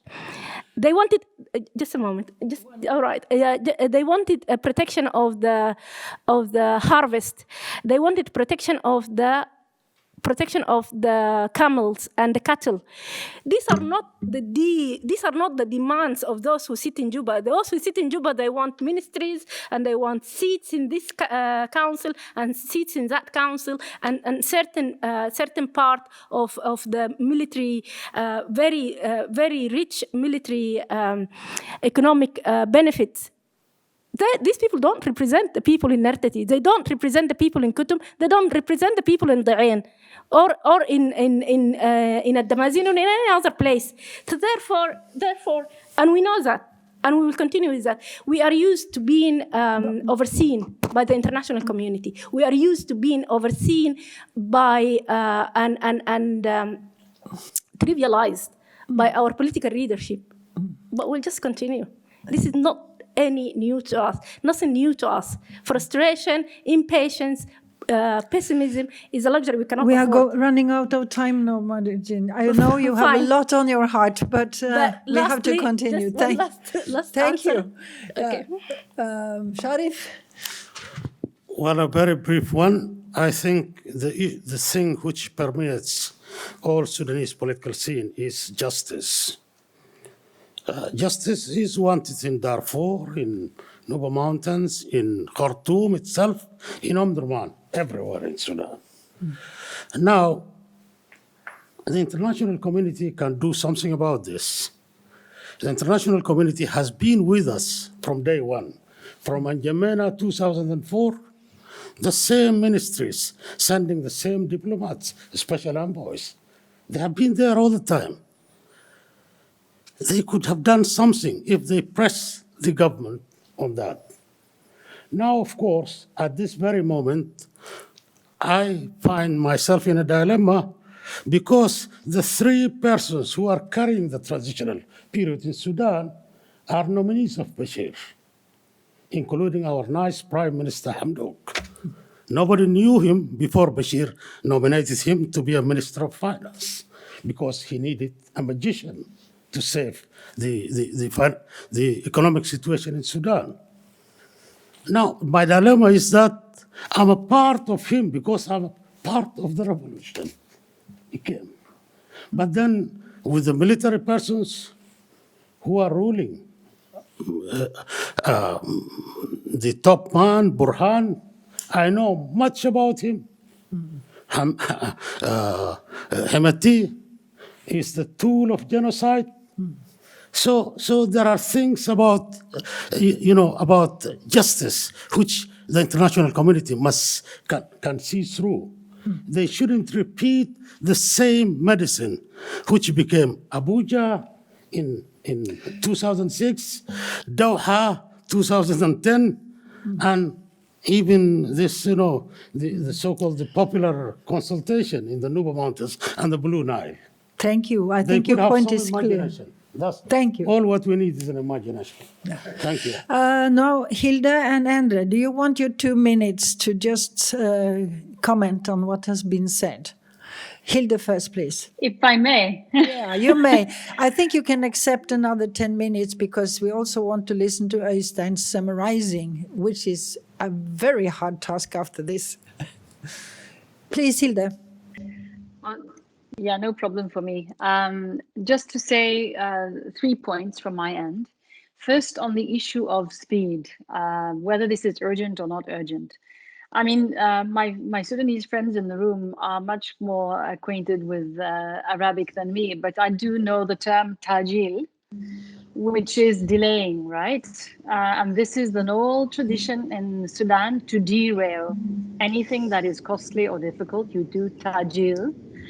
So I'm very worried about giving too much time because I think it will play this into the hands of those who want to derail the victory or of the revolution, which mainly was a partial one. And the job that remains is completing it. And if there is tajil for too long, there is not going to be any completion. So that is a very important, I think, point. Number 2, I just want to briefly respond to Haitham's, I think, very good question about confronting the deadlock and that no one can afford Sudan's history to be repeated, because the alternative is not that it's repeated. The alternative is that the country is disintegrated and failing and disintegrating. And I think that's correct. And I think many political players in Sudan are aware that the alternative to succeeding in this process is not a stable Sudan. It's a destabilized Sudan that risks falling apart. And I think that is something that can be used to the advantage of this process. And then the deadlock, if this is a term that is valid in terms of, I'm not sure I would call it a deadlock, because we have seen some breakthrough with the agreement between Hamdok and Abdelaziz Al-Hilu.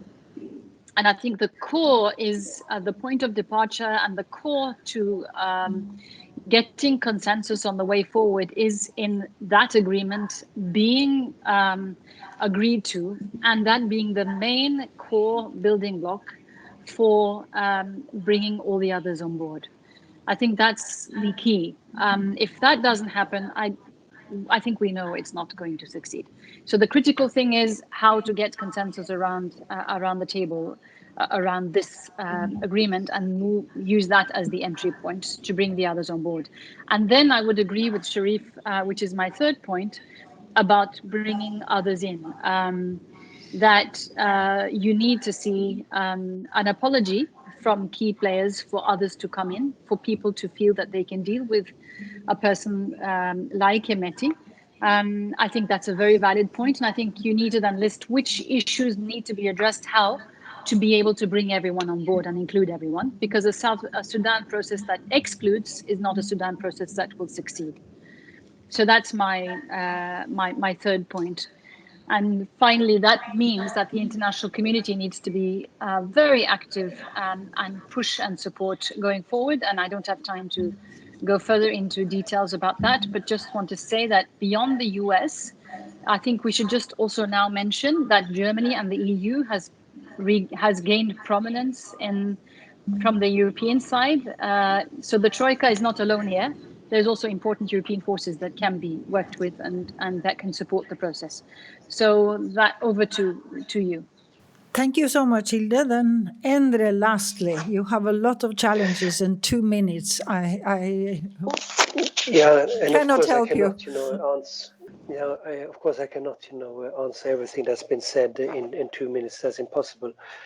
But first, I want to say, that it's very important to have these debates. It's very important that people make the statements they do, and certainly we are listening very hard. We're trying to learn something. We're trying to gain better and better understanding of the different positions, so that we can play the most useful role also in the future. And Norway has made a strategic commitment to support the peace process in the Sudan.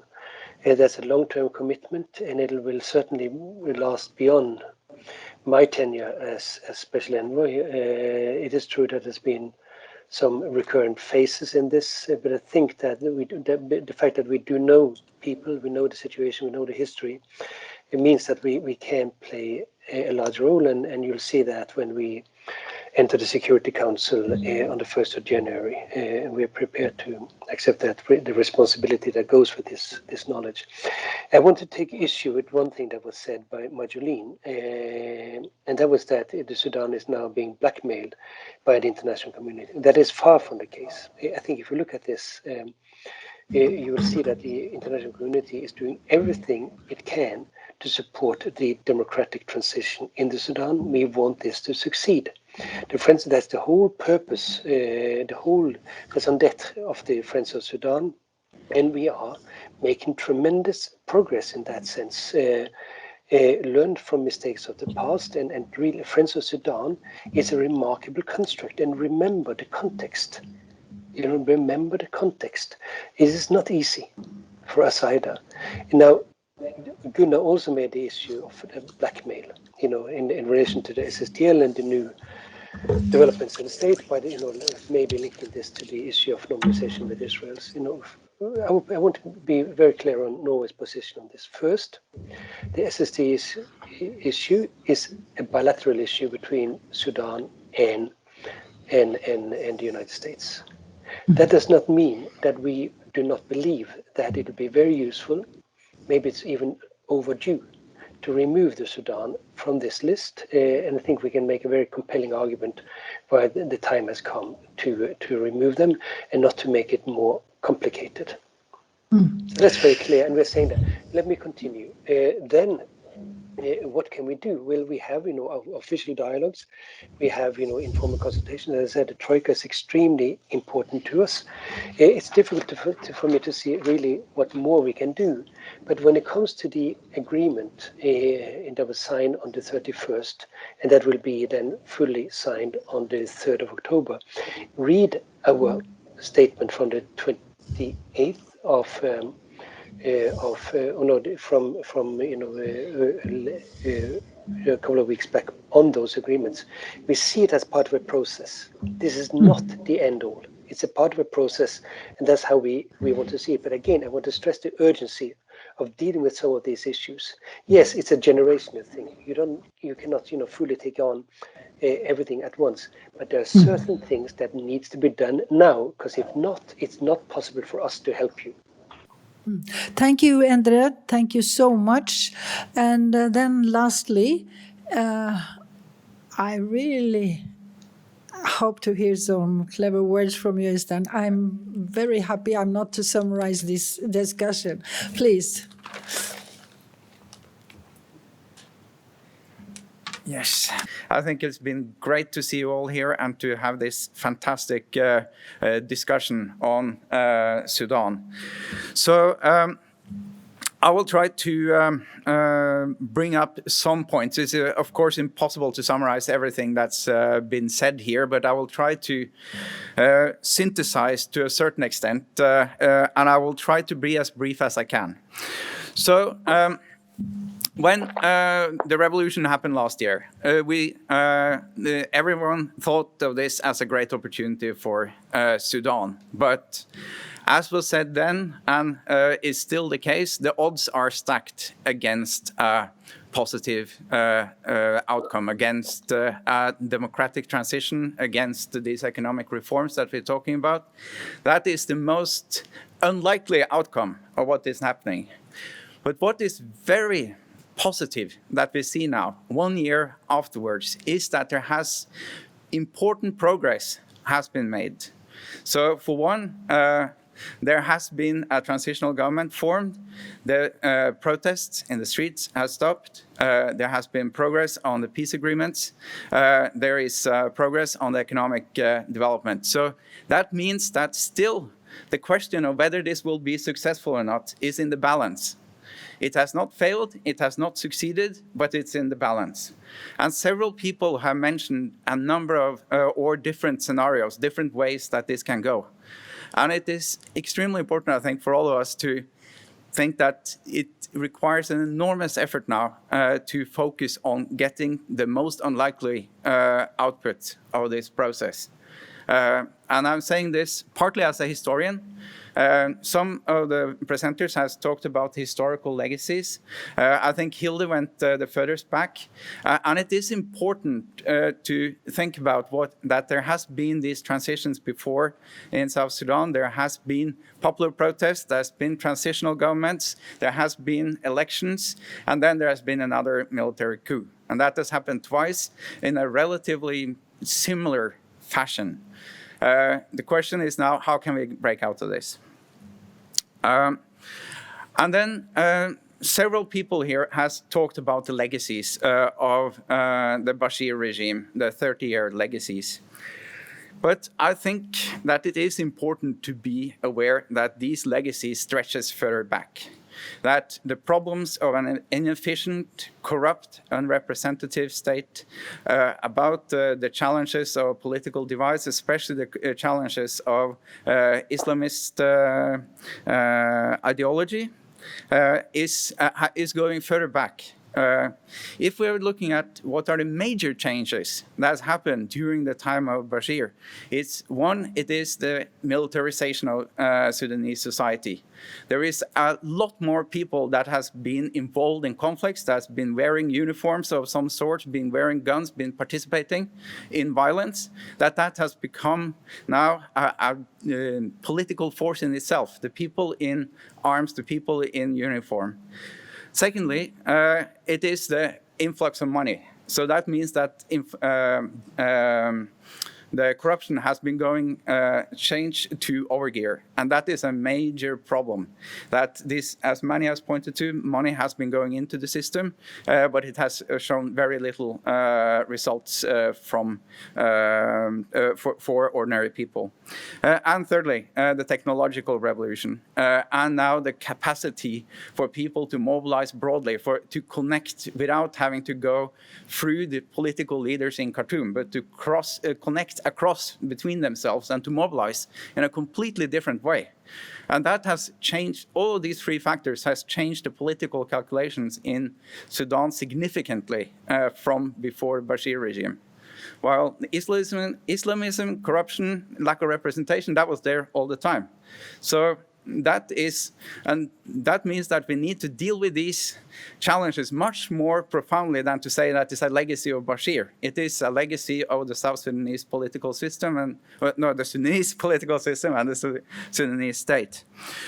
So then two more points here. One is when we're looking at the political transition in Sudan now, we have to ask the very important question: who are the people involved? Who are involved in these processes? And there we still have this very interesting coalition between, on the one hand, a broad-based civilian protest movement that has been mobilized from the grassroots. And I think and it is the potential to mobilize the grassroots that is the political power of this movement. It is not the individual strength of Hamdok or of El Badawi or other people of the civilians in the government. They are the representatives of these grassroots movements, and that is where the real strength is. And they have two things that they bring to the government. One, the threat of new protests.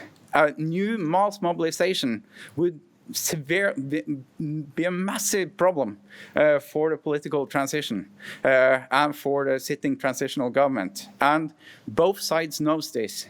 The second thing is that the civilians can and the grassroots people can bring normalization to Sudan, to take it out of this setting of international pariah.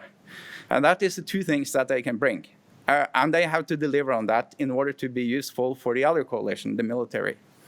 But the military, the problem there is then obviously, as has been mentioned by several here, the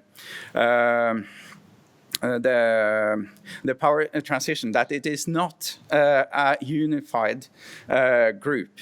And that means that it is also necessary for these forces to stay together and to kind of unite around a political agenda. And that alliance between then the regular army, between the former security forces of Bashir and of the Revolutionary Support Group and Hemeti. That is a very fragile alliance, and it is very difficult for them to stay together. So, but I can't go into that. So, but a final point about the civilian grassroots movement is that I think it's a very important point that was raised here, that South Sudan, or Sudan, sorry, old habit. Sudan has a very young population with a very, the majority never experienced the period of the past elected governments. And that is a very important lesson, because that means also that we don't know who are the people of Sudan. There's so many people that claim, or groups that claim to speak on behalf of the people of Sudan. But I think we have to start thinking about who are actually, what are the differences, what are the cleavages between the people of Sudan. And I think we can see that there are cleavages that have been coming up here. One is then between the seculars and the religious group. So then you have we have seen this in the case of Somalia. We've seen partly in the case of Afghanistan and in other places that if you keep out a significant share of the actual people, then you will have problems of finding a way to reconcile everyone.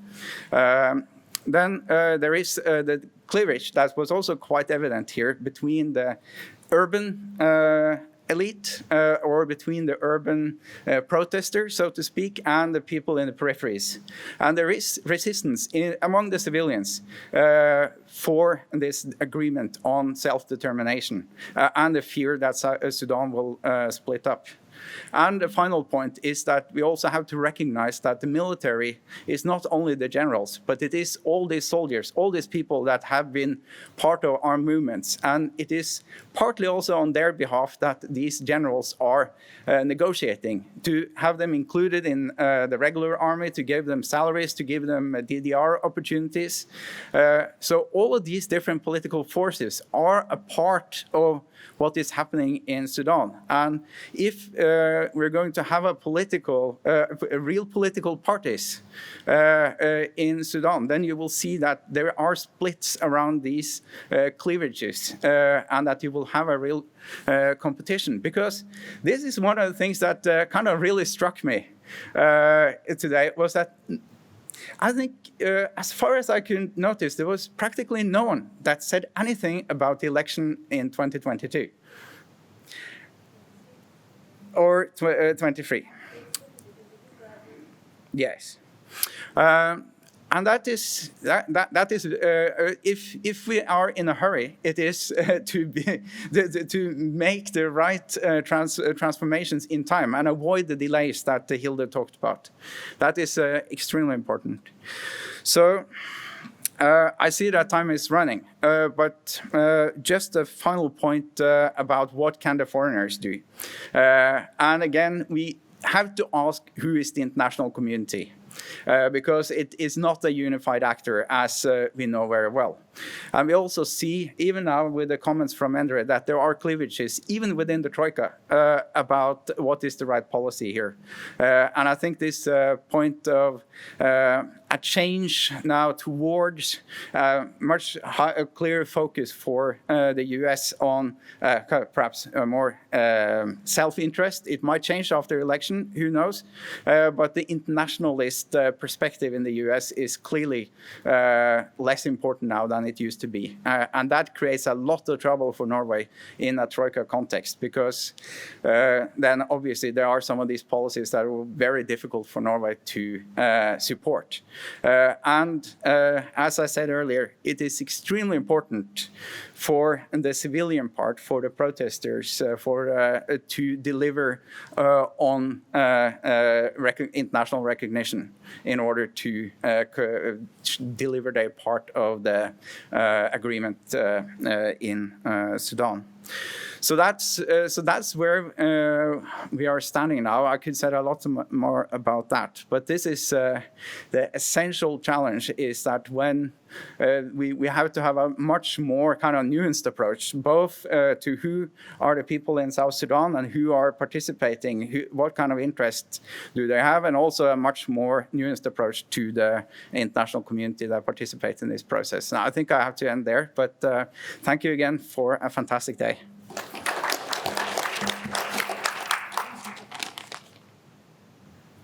Thank you so much, Øystein, and thank you to the audience for your patience. There are we could have extended for hours, I think, discussing this, but the one thing SFS can do is at least that we keep on bringing us together, so that we have a forum where we can discuss, because we don't meet very often. So that is at least what SFS can do. And if you are not a member yet, you please sign in. And to Prio, thank you so much, and also to the contributors, thank you so much. I hope this is not the last time we see each other. Yeah. Thank you so much.